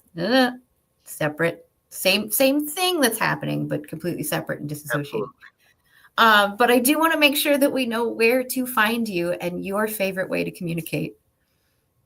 Sure. You can find us at High Vibe Podcast Network or amplifyu.com. Those are our two favorite places to hang out. And from there, you can find all of our communities and social media and all that jazz and all the shows that we play with. Awesome. And then I do like to hold space at the end of an interview, just in case there's something on your mind or in your heart that you want to share. So what would you love to leave people with today? Just know that you have this message inside of you, and I know you have it because you've been thinking about it for a long time. Now is the time to just open up the computer. We have the technology. We don't have to do my mentor dial-up technology to a microphone to it was crazy the things he told me he had to do to get a podcast out there. We are so lucky. You open up the computer, jump on Zoom, press record, or jump on live stream like we are here today. Get your message out there. Just start. There's no better place than today. And if you're not embarrassed by your first few episodes, you waited way too long to get them out there. That's going to replay in my mind. If you feel good about them, you've waited too long. I almost stole Brian's quote there. I like that. Day one or the day you start, right? One day or day one. One day what do or you want day it one, to be, yeah. right? I mean, because you've got to go through the growing pains, whether day one's today or in 6 months. So get started. Exactly. So Michelle, I want to say thank you so much for being here with us. I will call this the official close of the main portion of the interview. And I do invite you to stay for the next few minutes, as this is where we play, going back to the play, with a little bit of reflection, which is also great for social media to help build anticipation and teasing of the whole interview. So Michelle, I'm actually going to start with Brian. Brian, can you tell us something that stood out to you during our time with Michelle today? Sure. You brought up the being an NLP practitioner, which I am also. And I thought it was interesting that you had to utilize some of those techniques to get people. I understand why, I guess, now to get them more comfortable or to step into this podcasting space because of the, self-doubt, self-limiting beliefs, things of that nature. And truly, they do have to get over that. Especially if you're looking to get them to do it long term. Because I think you can get people to do things once or twice, but without getting those seeping doubts and questioning out of their minds, you're not going to see any type of long-term success for them. Yeah. So Michelle, what is something that stood out to you during our conversation today? Well, I think it was interesting how, obviously I've been on thousands of interviews, but it always comes out differently, right? And I think today's message, if we were to dissect a really big message, that was like the overarching thing from today, which I think is very timely in this world, is that there's no better time than today to start. Our time slips away. It's not a renewable resource. And time is something that, now there's no better opportunity than now to get your message out there. That's not always that overarching theme of their interviews. So I think that one today was very timely and in timing, especially when the world is in chaos and your message is probably going to help it bring it back into synchronicity and back into a higher level of consciousness, knowing the people that are listening to this, knowing that your message is the medicine that the world needs right now is really powerful. Your message, I can't write that fast, is the medicine. Okay, that's one of my takeaways. Your message is the medicine. I have a lot of takeaways here. The one I want to mention before I go through my notes and highlight a couple other pieces is that you just ended the way that I like to end. What are those patterns? How can we highlight those little pieces that thread everything together? Because just in case you didn't hear absolutely everything, if you understand what the thread is or what the pattern is, and you happen to go back and just passively pay attention, now you're getting the root of the conversation. Now you'll be able to understand what people were talking about just a little bit more. I love that. So I'm going to celebrate you for doing that. Yes, Michelle. Makes me feel so good. I also really liked that you mentioned that you have a message inside you, but you had it for a long time. How many people watching? I'm going to stare right at you. How many people watching have had that message in you for a long time? We've said it countless times. Michelle highlighted it. It's a pattern. Just start. It may look ugly. That's fine. Just start. We love you.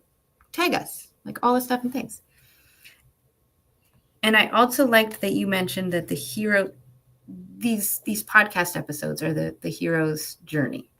Mm-hmm. Just like a movie, it follows a certain pattern, but that the hero is the listener. So making sure that the listener understands that no matter who is talking and what they're talking about, they are the person that is highlighted in that journey, that story arc of what's happening. Love that. You're doing a great job of that right now too, because it's, one of the things I do as a host is I pull back when a guest says something good, and it's like, okay, did you hear that? I'm talking to you. Did you hear what Laura just said? Like, make sure you got that in your notes, right? So pulling it back in, it also helps like redirect a guest that's out of control and timing, but it also is a great way to make sure your audience has got those golden nuggets that you, and then you're bringing it back to like your framework and stuff too. It's not just, holding a guest on a pedestal, and it's more of a conversation. Then I think that's a really good technique to do. Yep. Thank you. I appreciate you being here, Michelle. This was really lovely. And since I am starting my own podcast, I will tell you as accountability, it will be called Courageous Connection.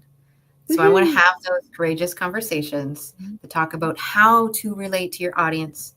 And as somebody who helps people with their podcasts, I feel as though you're especially qualified to share in a group conversation about that. So love to talk to you about it behind the scenes. Absolutely. Anytime. Awesome. Okay. Have a lovely day. Thanks, you. Guys. That was fun. Have a good day. Bye-bye. Now, our next guest, I am unsure where they are, but I do know that it is like the middle of the night for them. So gotta love international stuff and time zones. I am just going to send an email. Did you have any comments about the day so far, Brian? No, it's all good. It's all good. You're like, no, I don't need to fill time while you're trying to do an email. No, I can do that. I can definitely do that.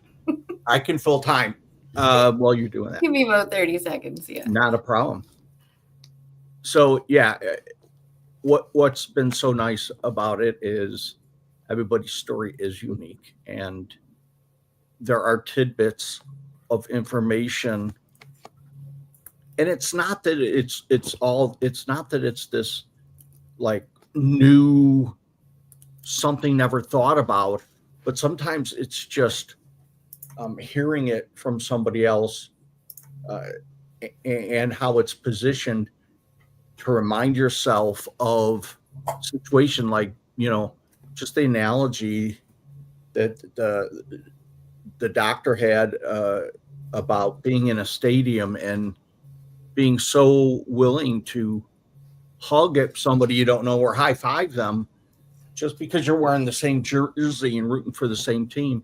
Why can't we bring that into our world in more situations? I don't know. To me, that's such a strong message. The podcast,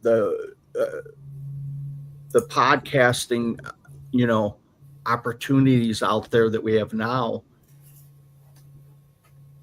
Some people, I don't know, maybe they take it for granted, but I come from a time where we didn't grow up with cell phones. We didn't grow up with technology. And the opportunity to reach so many people now, I think maybe we take it for granted. There are so many people now, yes, that grew up really in this different era than I did, where, for me, it was you had to have change on you so you can go to a phone booth or a pay phone and call home or call a friend. I mean, I was in my teens, and this is how you got a hold of people. It's so different now. Maybe we just take so much for granted, and the opportunity to basically have your own podcast show is just amazing if you look at from it from a point of view where, we had to make sure we had change on us to go to a phone, a pay phone to call somebody. We had a trick for that, though. I know you know it. You used to call collect, and then you would say your quick little message, okay, I'm ready to be picked up at the mall, and then you just hang up, and then you don't actually have to pay for the collect call because they never answered the call, and then your parents come and pick you up for free. If you had to, you would do that. If you didn't have the change. But yes, you did learn that. But yeah, I mean, it just, I hope people understand the opportunities they have today are amazing, and take advantage of them. Yep. So I did send an email and a message, but I also understand like major time differences. So we're going to stick around for about 10, 15 minutes. And then if it's just us, because this is the last interview, then we'll just wrap up the day. So this means that you and I just get to talk and ask each other questions and fill time for the next little while. So ask away. I'll let you can ask the first Oh, okay. Okay, truth or dare. Do you know? Ooh, I dare you to do some sort of live with me. Not the Blue Talks stuff, but either on your social media or my social media. Done. We should pick a topic. And we should just 5 minutes beforehand be like, let's talk about this. Okay. And then just go live. Name the time. I'm in with you. Name the time. Not this week, obviously. I need to get out of my chair and move. Oh, and easy for you. Easy for you to say. I know. Like I said, I don't know how you do it. I'm not sure how I do it sometimes too, because you have a special cushion. How many years, right? Which has been 40 plus, I've been in it. There's some days it's just not comfortable. Like I just don't want to be in it. And so I do drive, which is funny because it's still amazing to somebody. I was out Wednesday night at a networking event, and it came up at the table that I drive. And this guy looked at me like I just told him I just went to the moon. And it was like, you drive? Yeah, how do you drive? Tools to help you do it. That's all. I mean, it's, in today's technological world, I've been driving for 35 years and whatnot, but I like to get out of my wheelchair when I drive. So most people stay in their wheelchairs. I like to get out of my wheelchair and get in the captain seat because it's so much comfortable. Any chance I can get out of it, I will take to get out of it. And ultimately, it's not just about being comfortable. It is a lot of pressure relief, and it's exercise to get in and out of it, which is all good. But you do what you've got to do, But sitting down all day is not comfortable, and it's not healthy for you. So I am very active, or I'm fidgety, always trying to just shift a position, So yeah, I'm fidgety, but that's because I'm trying to get more comfortable or just switch positions. So I would love to do a live with you. I think that'd be exciting. I am getting to know you more. I love that idea. I think you're such a fun, awesome person. Aww. That and I think I like the fact you have fun doing what you're doing, and not just fun, but you enjoy it and you do it with a purpose. So I'm 100%. And you need a guest for your podcast, I'm here for you. Anything I can help you with, I'm here for you. So yeah, that sounds fun. So I'm going to make fun of myself just for a moment first, and then we'll go into the question that I have. So this chair, why it drives me nuts so much is that it doesn't have any arms. Instead, the back comes in and then it just kind of starts with the arms down by your butt, but then it stops. And so I have those two little pieces that keep driving into my hips all day long. So I would tell you to either get a cushion for it or get a new chair. I need a new chair. I'm going to give this one to my daughter and my son. A new chair. Yeah, give her the pain chair. But it's a nice chair instead of a typical computer chair. It looks nicer. Yeah, but it doesn't feel nicer. It doesn't feel nicer. My husband has the big gaming chair, a massaging pillow, and I'm like, oh, I should go down to his office. Steal it. Okay, so what I want to ask you specifically is to involve the audience here a little bit, okay? Because it's just you and me, and I know that they have these questions.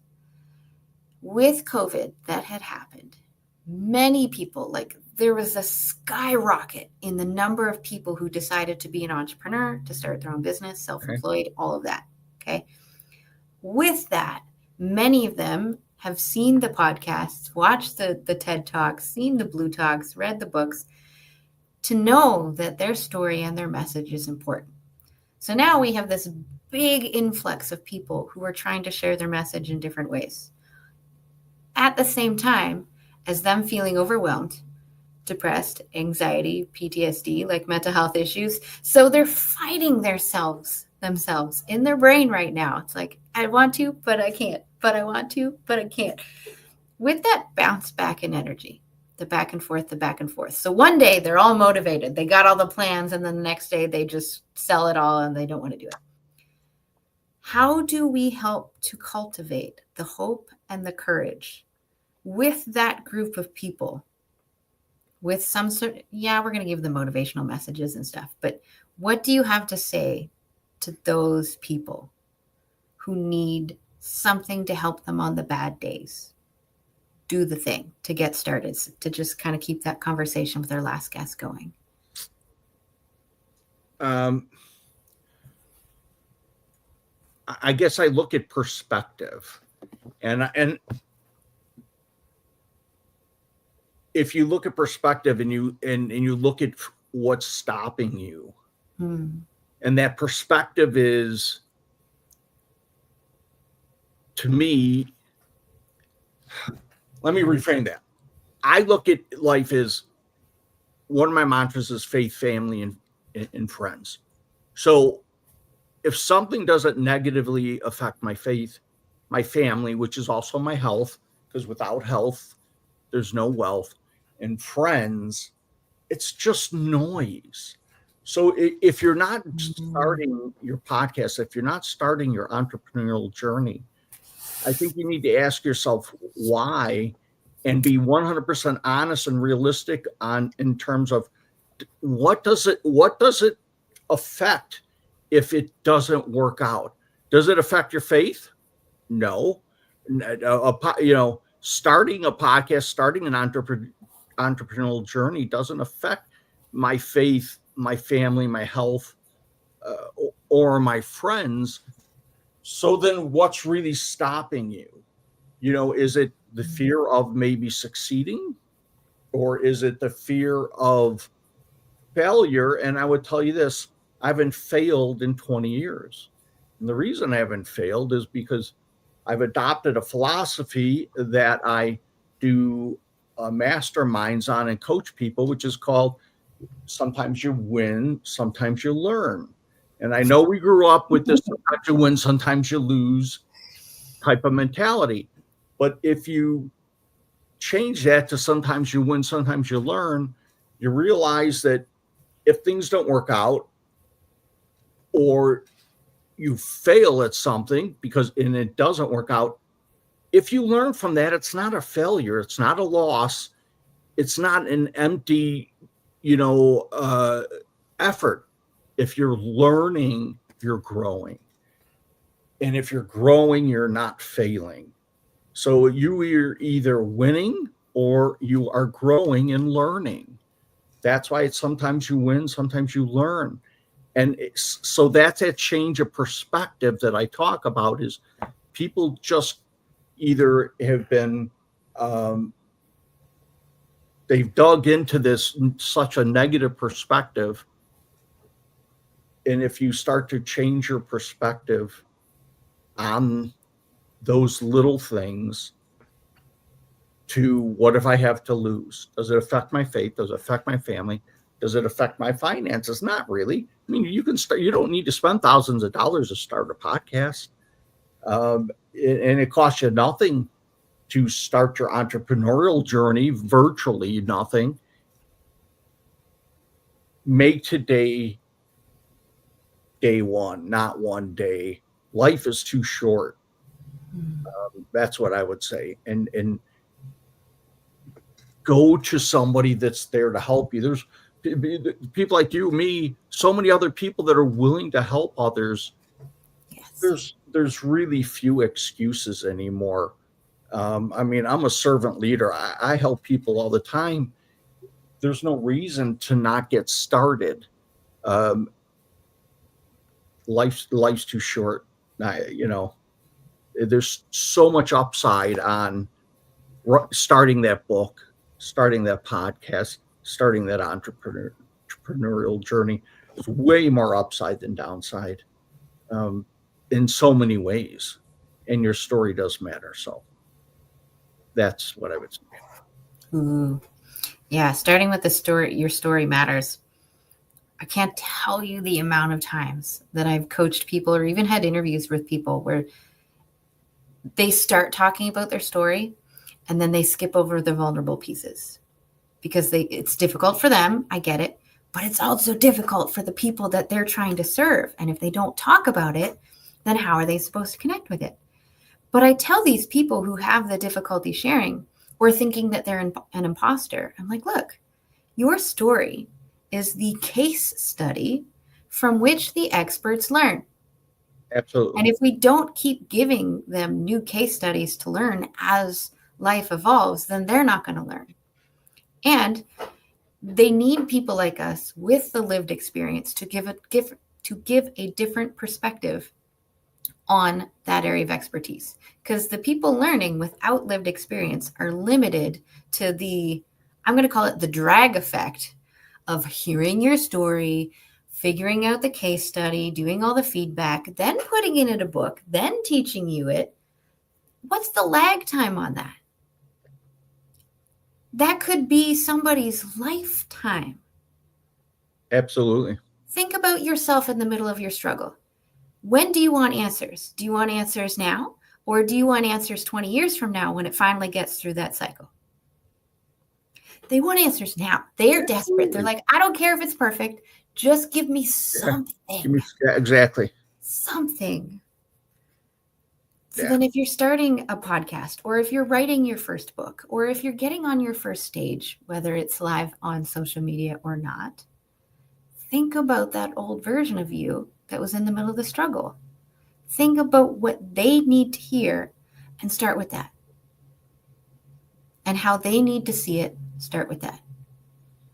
No. Then grow, just as Michelle said, right? Put all the stuff and things, the bells and whistles, make it cute and perfect, whatever. But start there. Start, absolutely. And like you said, between what Michelle talked about and you talked about it, and you just brought up, life's short. People want to hear your story. Your story is valuable. It doesn't have to be perfect because nobody's is. I mean, there's just so much more on the upside of starting than not starting. You just gotta take that leap of faith and go for it. True. So at this point, I told them, I was like, if you're not here in 10 minutes, we're gonna wrap up the day. So okay, I want to go a little deeper. Go for it. Action steps. After all the conversations that I've had this week, I know you weren't here for every single conversation. It's a lot. I love it though. Out of what you've heard today, what kind of action steps do you think our audience can take with them from some of the conversations that we've had? Well, I think the first thing is you kind of have to figure out what your purpose is and what you really want. Mm-hmm. Number one is purpose. Mm-hmm. I think there's that. I've always trusted my gut, and I think down deep, it's like that question: is it right or is it wrong? If you're asking if a kid is asking that question, as I've told many young adults, you already got the answer. If you're asking the question, it's wrong probably. And your gut tells you that. So understand, try to find your purpose in a direction that as we've heard, something you enjoy, right? Something you love. Because if you love it and you would do it for free, then you should get paid for it, right? So try to find that thing that you love. And here's the thing. If you're holding off because you're not sure, this is not a life sentence. You could change it. If you do it for a while and you realize this maybe wasn't it, you're not committing to a life sentence of making a decision here. If you do it in a year down the line, you've decided that maybe that wasn't your passion, you got a different passion, change it. Nothing's stopping you. That's the greatness of our lives, is that we can continually change, hopefully for the better, and create more greatness and a brighter light inside of us. But get started. So try to find your purpose. Get started. What does getting started mean? Write goals, create a vision board, figure out what your non-negotiables are, serve others in your purpose, and I think you'll end up in a good place. Ooh, okay, so step number 1 was finding your purpose. It reminds me of watching My Little Pony when my daughter was growing up, like Friendship is Magic, that version, where there was the 3 young ponies who were becoming the older ponies, and they didn't have their little tattoo mark thing on their flank, which meant this was your purpose. So they became the Cutie Mark, which is what that little mark was called, the Cutie Mark Crusaders. And their whole purpose for a while was just to try everything, to figure out what their purpose might be. And every time they're like, oh, this is fun, this is exciting. And then they'd be like, do I have it yet? Nope. And then they'd get a little sad. Then they'd be like, well, okay, was it actually that fun? Well, I mean, it was fun, but it wasn't like the best thing ever. Okay, let's try something else. And that's kind of what it feels like with our purpose, is like when we're living our lives and trying things, that's when we understand, is it something that we just like, or is it something that we really love? Do we really, truly relate to this thing enough to guide our future actions around this idea? And for many people, it is their story. Right. It's not always, but yeah. Yeah. And to your point, it's not a life, try it. You got to get started, because it's going to tell you one of 2 things. It's going to tell you you either love it, or it's going to tell you you don't like that direction. And both are important bits of information to understand. That's with jobs. And I was at a networking event and met a lot of young adults in their 20s. And I shared the same thing with them, that you have nothing to lose. You're going to constantly be gaining wisdom and information that's going to drive you towards your ultimate goal, your ultimate passion, your ultimate purpose. But if you do nothing, you get no closer to it. Yep. A couple months ago during Blue Talks Networking, which is free, everyone. You are more than welcome to join us. And of course, I host and ask all these lovely, deeper questions. So a couple months ago, we were doing Blue Talks Networking, and the question that I had in our breakout rooms, of course, there's the, who you are, what you do, why you do it kind of stuff. But then the follow-up was, what is one of your never again moments? And you know what I'm getting at, don't you, Brian?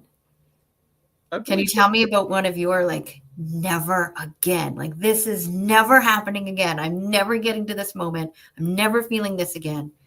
Can you tell us an example of one of your never again moments? Sure. Not being prepared. I was in corporate for 25 years, and about 25 years. And you stop, I had stopped doing probably something that I didn't see as maybe as valuable as other things. And sometimes it's the small things that we need to keep doing that really keeps us on a consistent basis. And I stopped doing something and got called on it, and just it will always stick with me, because it was like, dude, what a meathead. This is so simple. And you just why? I don't ever want to feel that again. I mean, and it wasn't something like extraordinary that I stopped. It would be like, people would be like, yeah, I kind of stopped that. Or so knowing better, that doing something that I should have known better, to do, and whether it was laziness or I got arrogant with like, no, I don't need to do that. I don't ever want to get caught unprepared. I hate that feeling. Yeah. So I don't have a big story like, oh, I tried this comedy and I'll never do that again. It's more just being caught unprepared. But that's a good one, because now, based on that never again moment, I can tell that if you plan to be on stage, you will prepare. If you decide to create a new website, you're going to prepare. Like, I see future habit based on a past moment. Absolutely. How about you? So what is your... Oh, I have a few. Mine's much deeper than yours that I use as an example. And that's okay. Oh, we may have her coming in just a minute. One of my never again moments is back in high school. It was a really dark and depressing time. Okay. I got to the point where trigger warning for those. I'll pause. Okay. I got so deep and dark that I attempted suicide. After all of that and going through depression and anxiety, I realized I never want to get to that moment ever again, especially after becoming a mother. So every time I would have those thoughts, I was like, oh, we are too far in the pattern. Yeah. Why am I noticing this late? So then the never again moment helped me to recognize my pattern sooner and sooner and sooner and sooner, so that I can look after myself better and better and better and better. Good for you. Yeah. I'm glad you're in a much better place. It's a lesson that I guarantee you will not repeat. Not just because you have a daughter. I mean, that's an amazing reason not to, because kids' biggest examples in life are what they see us do, not what they hear us do, not what they hear us talk about. Young kids watch, and you don't realize how much they watch, how much they really know, and how much they pick up. They do it at an amazing level. So we do have our next guest here. Lani, give me a thumbs up if you're ready to join us on stage. We just talked about something really, really deep. So for those watching, I'm gonna be the silly one. You don't have to join in, but you're more than welcome. Just go shake it off. Shake it off. It's like most of us talk about energy, and I know that if I'm not expressing an emotion, it's gonna get stuck in my body. So just go shake it off and get the energy out. So it gives a little bit of a reprieve. The way that I like to start every interview is just shaking things up a little bit. So I have a secret question that's not so secret that I'm going to start with. Lani, if you could have other people describe you in 3 words, what would you love those 3 words to be? Great question, Lauren. Aloha. Aloha would be one of them. Aloha, spontaneity, and compassionate. I don't know how to spell it. I'm just going to try. Aloha, spontaneity, and what was the third? Compassion? Aloha, Brian. Aloha. Nice. Okay. The only other question I have pre-prepared is, how do those 3 words, aloha, spontaneity, and compassion, how do they play a key role in the core message that you have for people? That's a great question, Laura. So the key message I have is called lokahi. And lokahi is a Hawaiian value and practice that means unity, but unity and oneness with divinity, nature, and humanity, each other. And so aloha is really a core for this. And by the way, aloha means my spirit recognizes the divinity of your spirit. And also, I know. And also means love, kindness, beloved, sympathy, and actually compassion as well. And you said so spontaneity, that's really being in the present moment. And that's what lokahi is about, is being so aware and attuned to what's going around you that you can respond in the moment, in the present moment. Yeah. I'm getting goosebumps. Oh, that's good. I love that. It feels so extra special because we think of aloha in other parts of the world, and we very much simplify it, and then it just feels like a high. But you're telling us there's so much more. Yes. It's like I'm bringing you into my way of being.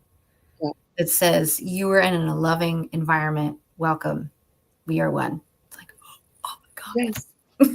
Exactly. Exactly. And I think more than ever, and I wonder if both of you agree, we're in a place where feeling seen, heard, supported, and unified. Mm-hmm. We can all have our own different opinions and way of doing things, but when we can come together in understanding that there is such strength in diversity, Yeah. I think it's very powerful. It is very powerful. Mm. So, Lani, I want to know if I'm pronouncing it right. Lokahi? Yes. Okay. Ooh, good. Okay. I love language. I don't always hear it right the first time, but I do love language. What got you into being an advocate for this work? We're making the joke today, like, why not just be a plumber? Plumbers have there's so many metaphors what a plumber is, right? Unclogging energy, unclogging pipes. So such a great metaphor for life and skills. So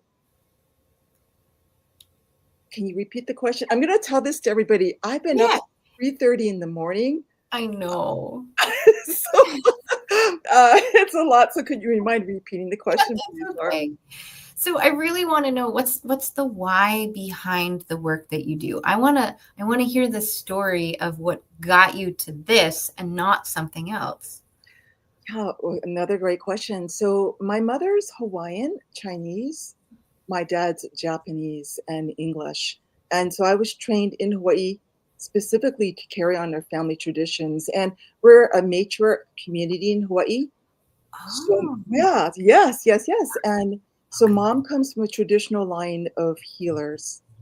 And lokahi practices, which are psychospiritual practices, is what I was trained in from a very early age. Mm-hmm. And so it's become my kuleana. And kuleana is Hawaiian for your sacred responsibility. And it's your work, but it's also your privilege. So that's a short story on why I have lokahi in me and why this is my message, really, to the world. Yeah. So did you feel as though your parents guided you this way, or did they introduce you and you just felt like it was in alignment with who you are? Another great question. So, the way traditional Hawaiian parents raise us is they began to look for our gifts and strengths. Aww. Yeah.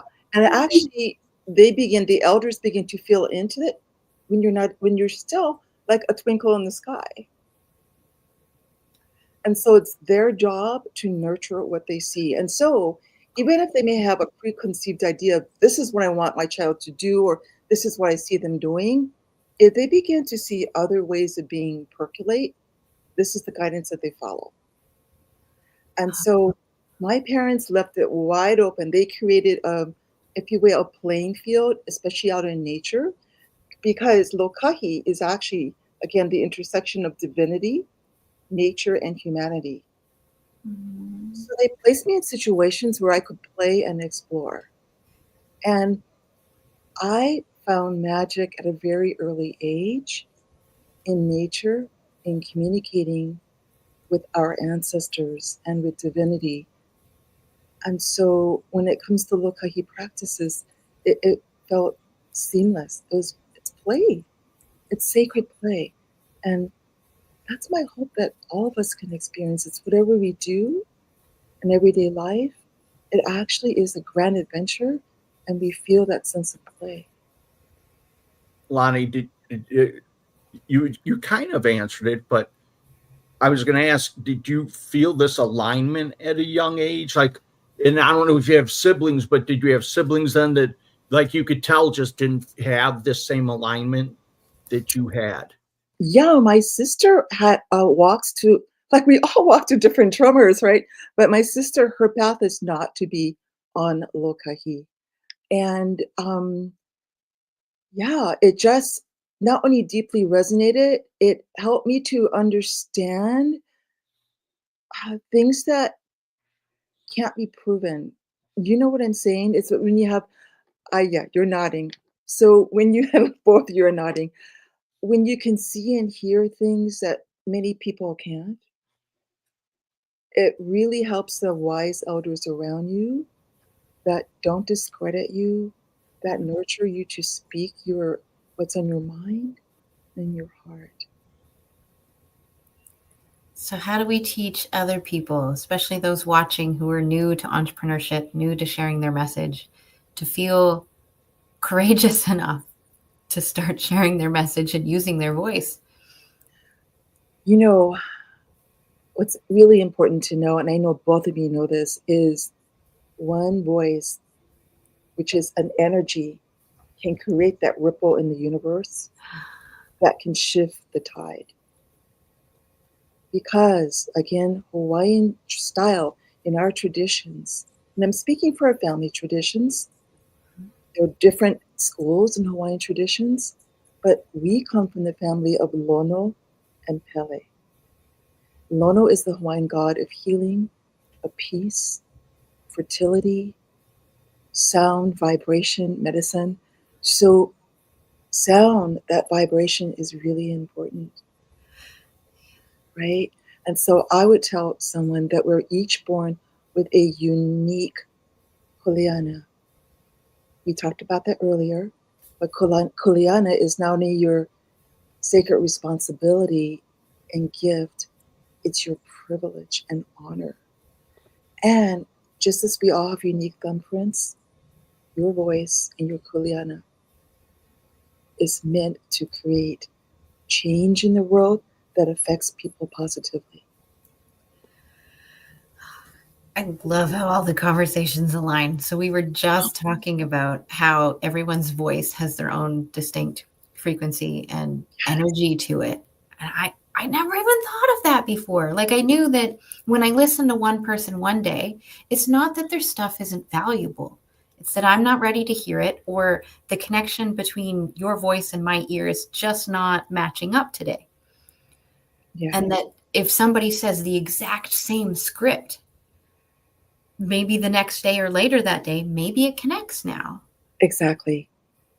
Exactly. And then there's universal timing into all of this. And then it's if the people around you are ready to receive the message. So how do we as listeners first become more ready to receive something that may be out of our comfort zone or level of familiarity? Laura, you're really good at what you do. This is a great question. Thank you. Trust that the question or situation came to you in divine timing and alignment with who you are, and that you will be guided. Have that confidence. You'll be guided to share what's in your heart and mind, because there's no such thing as mistakes. You know what I mean? Bucky Fuller said so beautifully, there are no mistakes, just great learning moments. Brian was saying that earlier. What? Brian, we have to have a talk, don't we? I mean, we just had this conversation 10 minutes ago. Yeah. I was like, I haven't lost or failed in like 20 years, because either you win or you learn. That's the way life's got to be. You either win or you learn, because when things don't go your way, if you learn from it, it's not a failure, it's not a mistake. So I'm on that frequency of learning or winning, and it really changes the perspective of the way you attack things in life and opens the door. And one of the words you used was trust.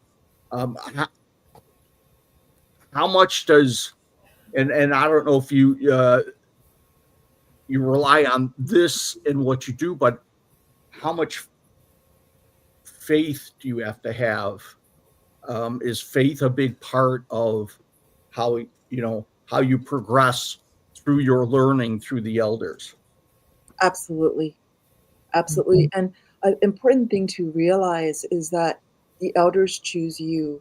You may think that, oh, I want to work with somebody, or I want to be mentored by them, but it has to be an agreement. Yes. Because, right, that's how it works. Because there is a reciprocity.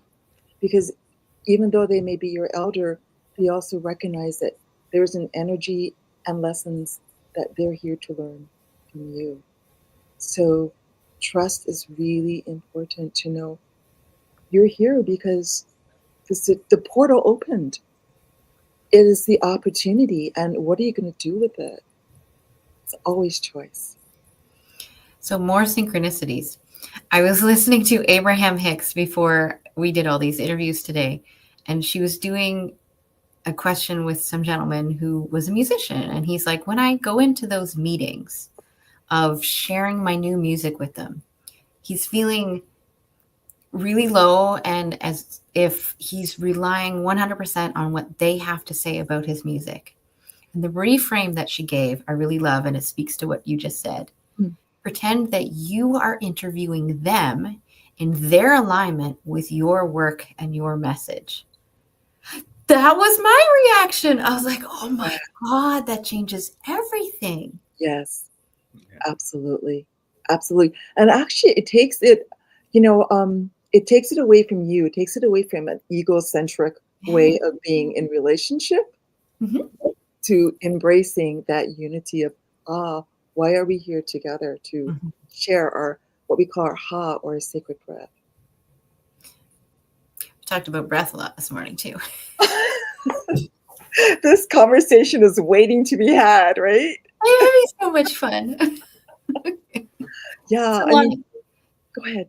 Oh, okay. What I wanted to say is the first time I met you, I think you were just like on a video screen and we hadn't even exchanged words yet.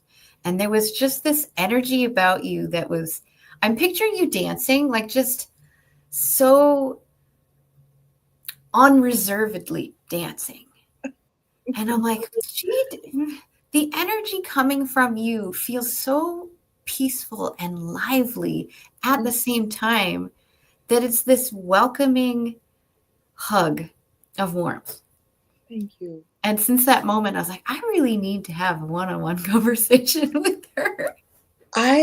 Laura, I remember falling into your eyes. I mean, Brian, doesn't she twinkle and exude so much like beauty and life? When I say beauty, I mean like just life. Yeah. Joie de vivre. And I felt that way looking into your eyes, especially with your beautiful hat. Much love back. Oh, I have my hat. Do you mean this one? Do you mean this one? Oh my gosh, look at that sassy girl. It's too hot to wear. Laura, are you sure that Lani wasn't running around dancing because of too many cocktails, maybe? I'm thinking of Lani with a big Mai Tai in her hand more than anything. I'm assuming that's an alcoholic drink. I don't know. I don't drink. So.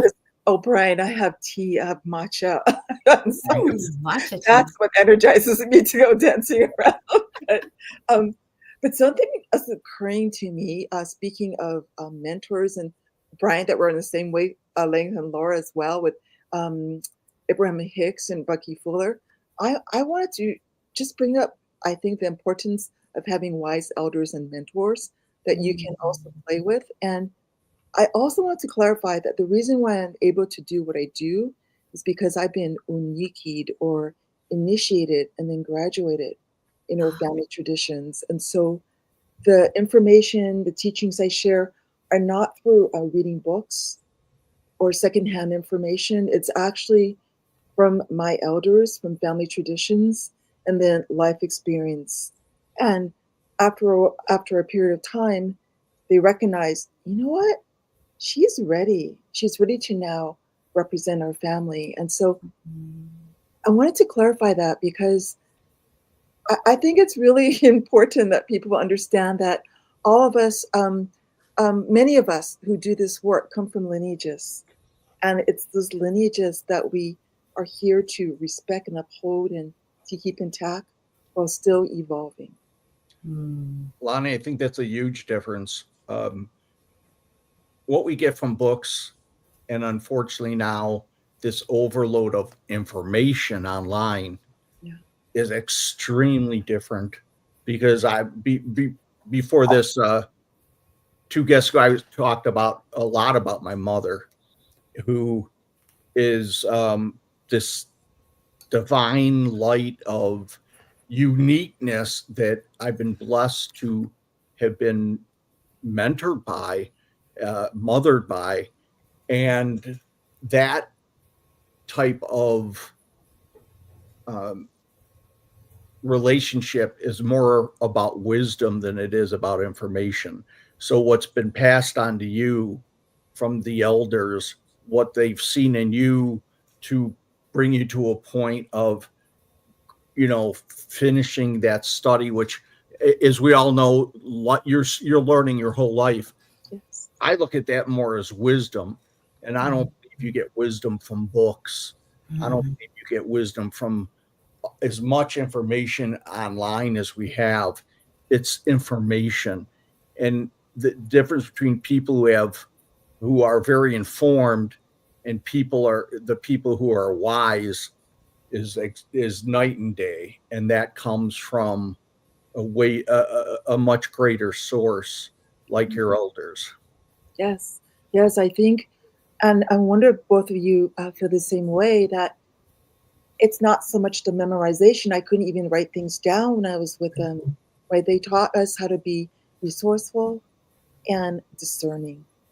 And I think if those of us, especially who serve as mentors, can be able to impart this to the people in our circle, it's discernment and being resourceful, that really co-creates true wealth.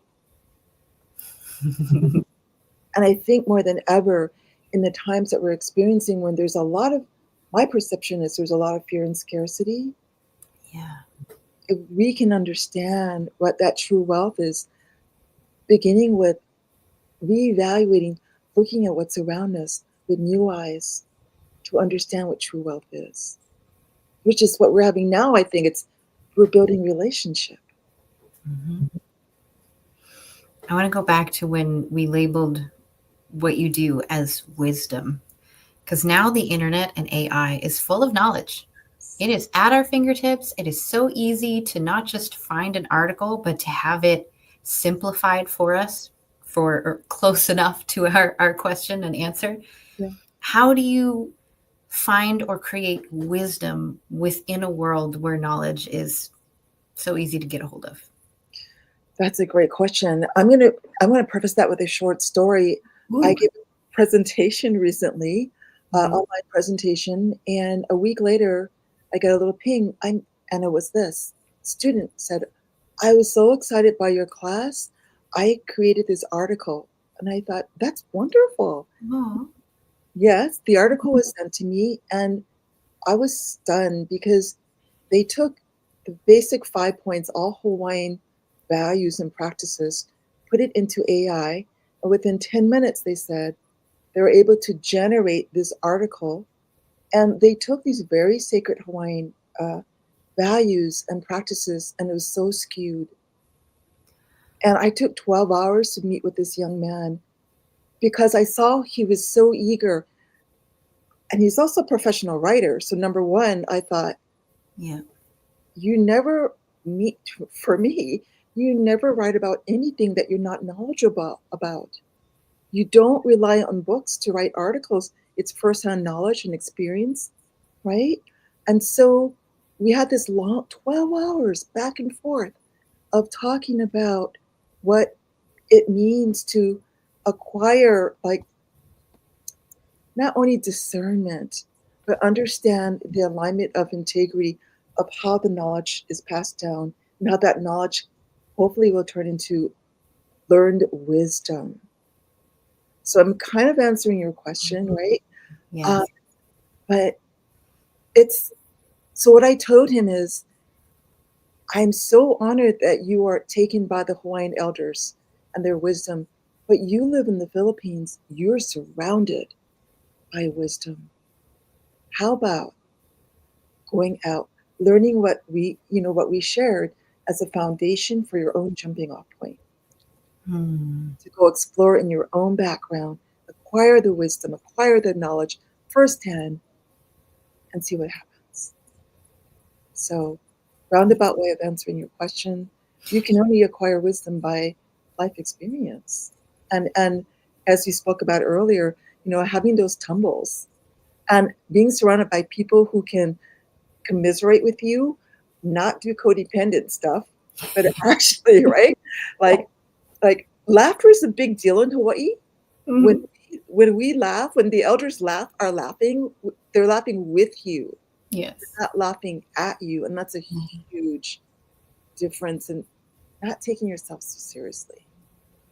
So as you were answering, it made me think of, the old game back in the 80s and 90s called telephone, where you're all standing in a circle and like one person whispers into the ear of another. It Yes. feels like technology has been doing much of the same on the internet with information. One person uploads information, somebody else summarizes it, and all of a sudden you're losing the essence of the information. So now it went from the wisdom that it started as to now just information, data. Yeah. How much life is now in that data?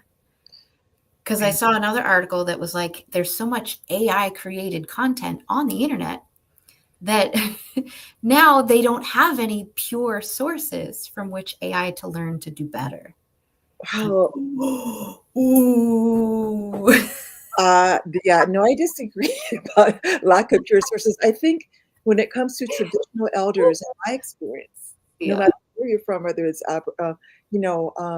First Nations in Canada, Laura, First Nations, or in Australia with the different Aboriginal peoples, or just First Peoples everywhere, there is a reluctance to share, knowing that with AI in particular, knowing that there is, when you have direct transmissions, when you are face to face, even over Zoom like this, there are transmissions that we're giving each other, right? There's energy, but even more when we're sitting in circle with each other. If people begin to realize there is reluctance for a lot of knowledge, a lot of wisdom to be shared, because is it a one-shot deal? How can you acquire right relationship or wisdom through a one shot? I thought I learned, I'm going, as opposed to the responsibility, again, the kuleana that we have to make sure as we share the information, people understand it. Because in traditional Hawaiian culture, you're responsible for what you share. Oh. So need more of that.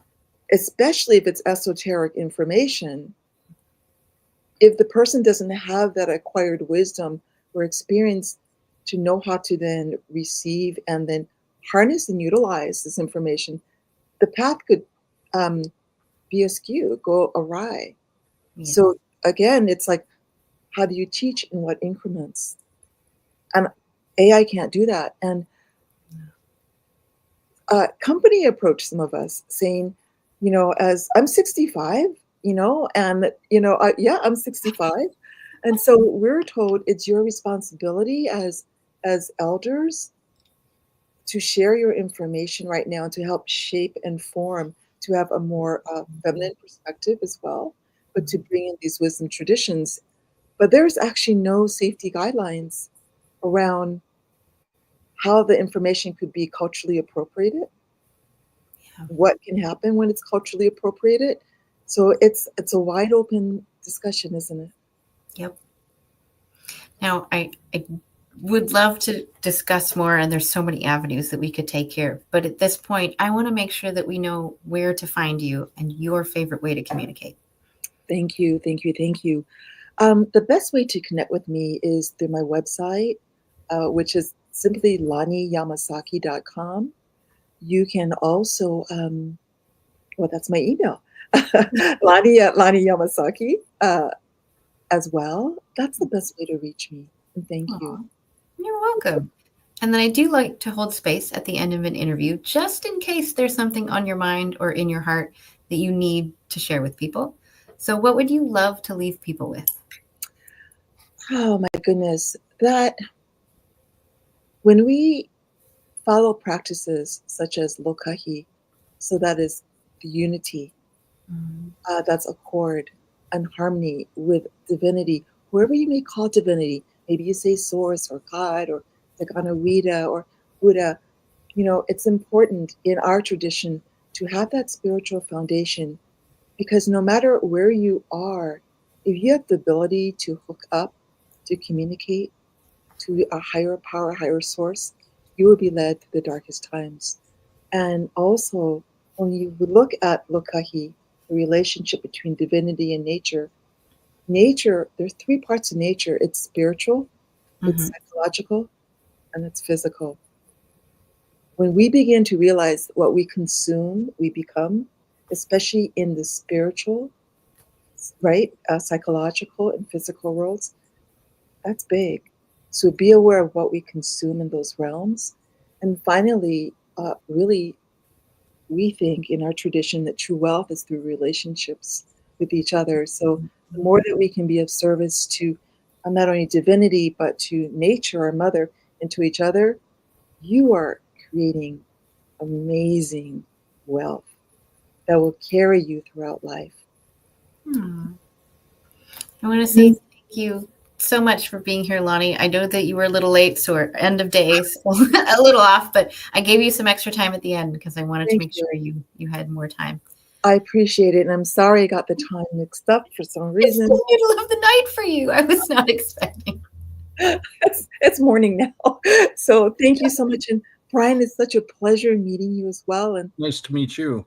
Reach out. I'd love to have another conversation. Yes. I'm honored and delighted with both of you to share that conversation. Yes. Hello for this time. So I do invite you to stay just for a few more minutes. We're going to wrap up the day together. And one of the ways I like to wrap up the day is to do a little bit of recap. So I'm going to ask you a question, and then Brian, I'll shift it up for you and I. But Lani, what is something that you took away from our conversation today? Well, I'm seeing the magical of synchronicity. You know, this is our first one-to-one, Laura and Brian, the first time I met with you, and how we tracked each other. It was magnificent. So all meant to be in divine alignment. Aw. I do have to say, your plant has been giving the hearts the whole time, the love.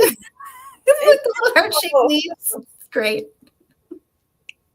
And more synchronicities. I just watched a reel before going live about how to take care of orchids properly. So. They're in honor of my mother. Orchids were her favorite. And so, and then the kalo, or the tarot here represents my ancestors as well. So we have both ancestors joining us in circle. Lovely. So Brian, at this point, I'm going to ask you what you have seen as patterns throughout conversation today. Well, again, you bring up synchronicity, and I believe people meet for a reason, not just by happenstance. And I love the whole learning more about your culture and the elders. I believe years ago, I mean, where the term came from, it takes a village to raise a child. Years ago, you had families living together. You had the grandparents that lived with the parents and those were our elders. It was kids are supposed to be seen, not heard. And I still believe that. Why? God gave you 2 ears and 1 mouth. He gave you 2 ears so you can listen twice as much as you talk. That's how you learn wisdom from the elders. So I just love what's going on in your culture. I'd love to learn more.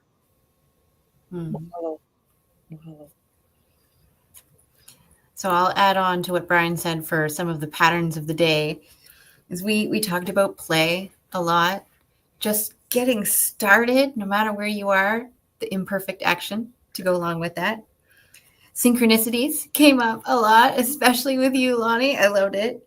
Spirituality was weaved into everything, and it wasn't just a subtlety today. It was very much a foundational piece. I really liked that. And we talked about comfort zones. So these are just some of the many patterns. There's a lot more. Go back and watch. I will say at this point, since it is the very last day of Blue Talk's Amplify Your Message for this event, don't worry, there's another one. This is day 5. I am going to look up really quickly. Bring up my calendar. When's the next one, Laura? Let's see. Scroll. I think it's October. Yes. So October 6th through October 10th will be our next event. Same bat channel, same bat time. So 10 a.m. Eastern until until 2 p.m. Eastern on Facebook, on LinkedIn, and on YouTube. It was such a delight to have Brian as my co-host today. And I want to thank opportunity. And I want to thank each and every one of our guests for being here with us and sharing their time and expertise. And of course, every person watching live on the replay, all the clips, all the stuff and things, wherever you're coming from. Thank you so much. Much appreciated. You want to say something, Brian? God bless. Have a great day. And thank you. Awesome. Did you want to share something, Lani? Just, I feel so honored and privileged to be in circle with both of you and everyone that is part of the Blue Talks community tuning in. So much aloha to everyone. Mahalo. Yes, much appreciated. See you in October. And guess what? Actually, October is this extra special one because we have the boot camp the next week. Boot camp. Okay, see you in October. Much love. Bye-bye. Bye, everyone. I'm going to click the button, and then I'm going to sing a dance.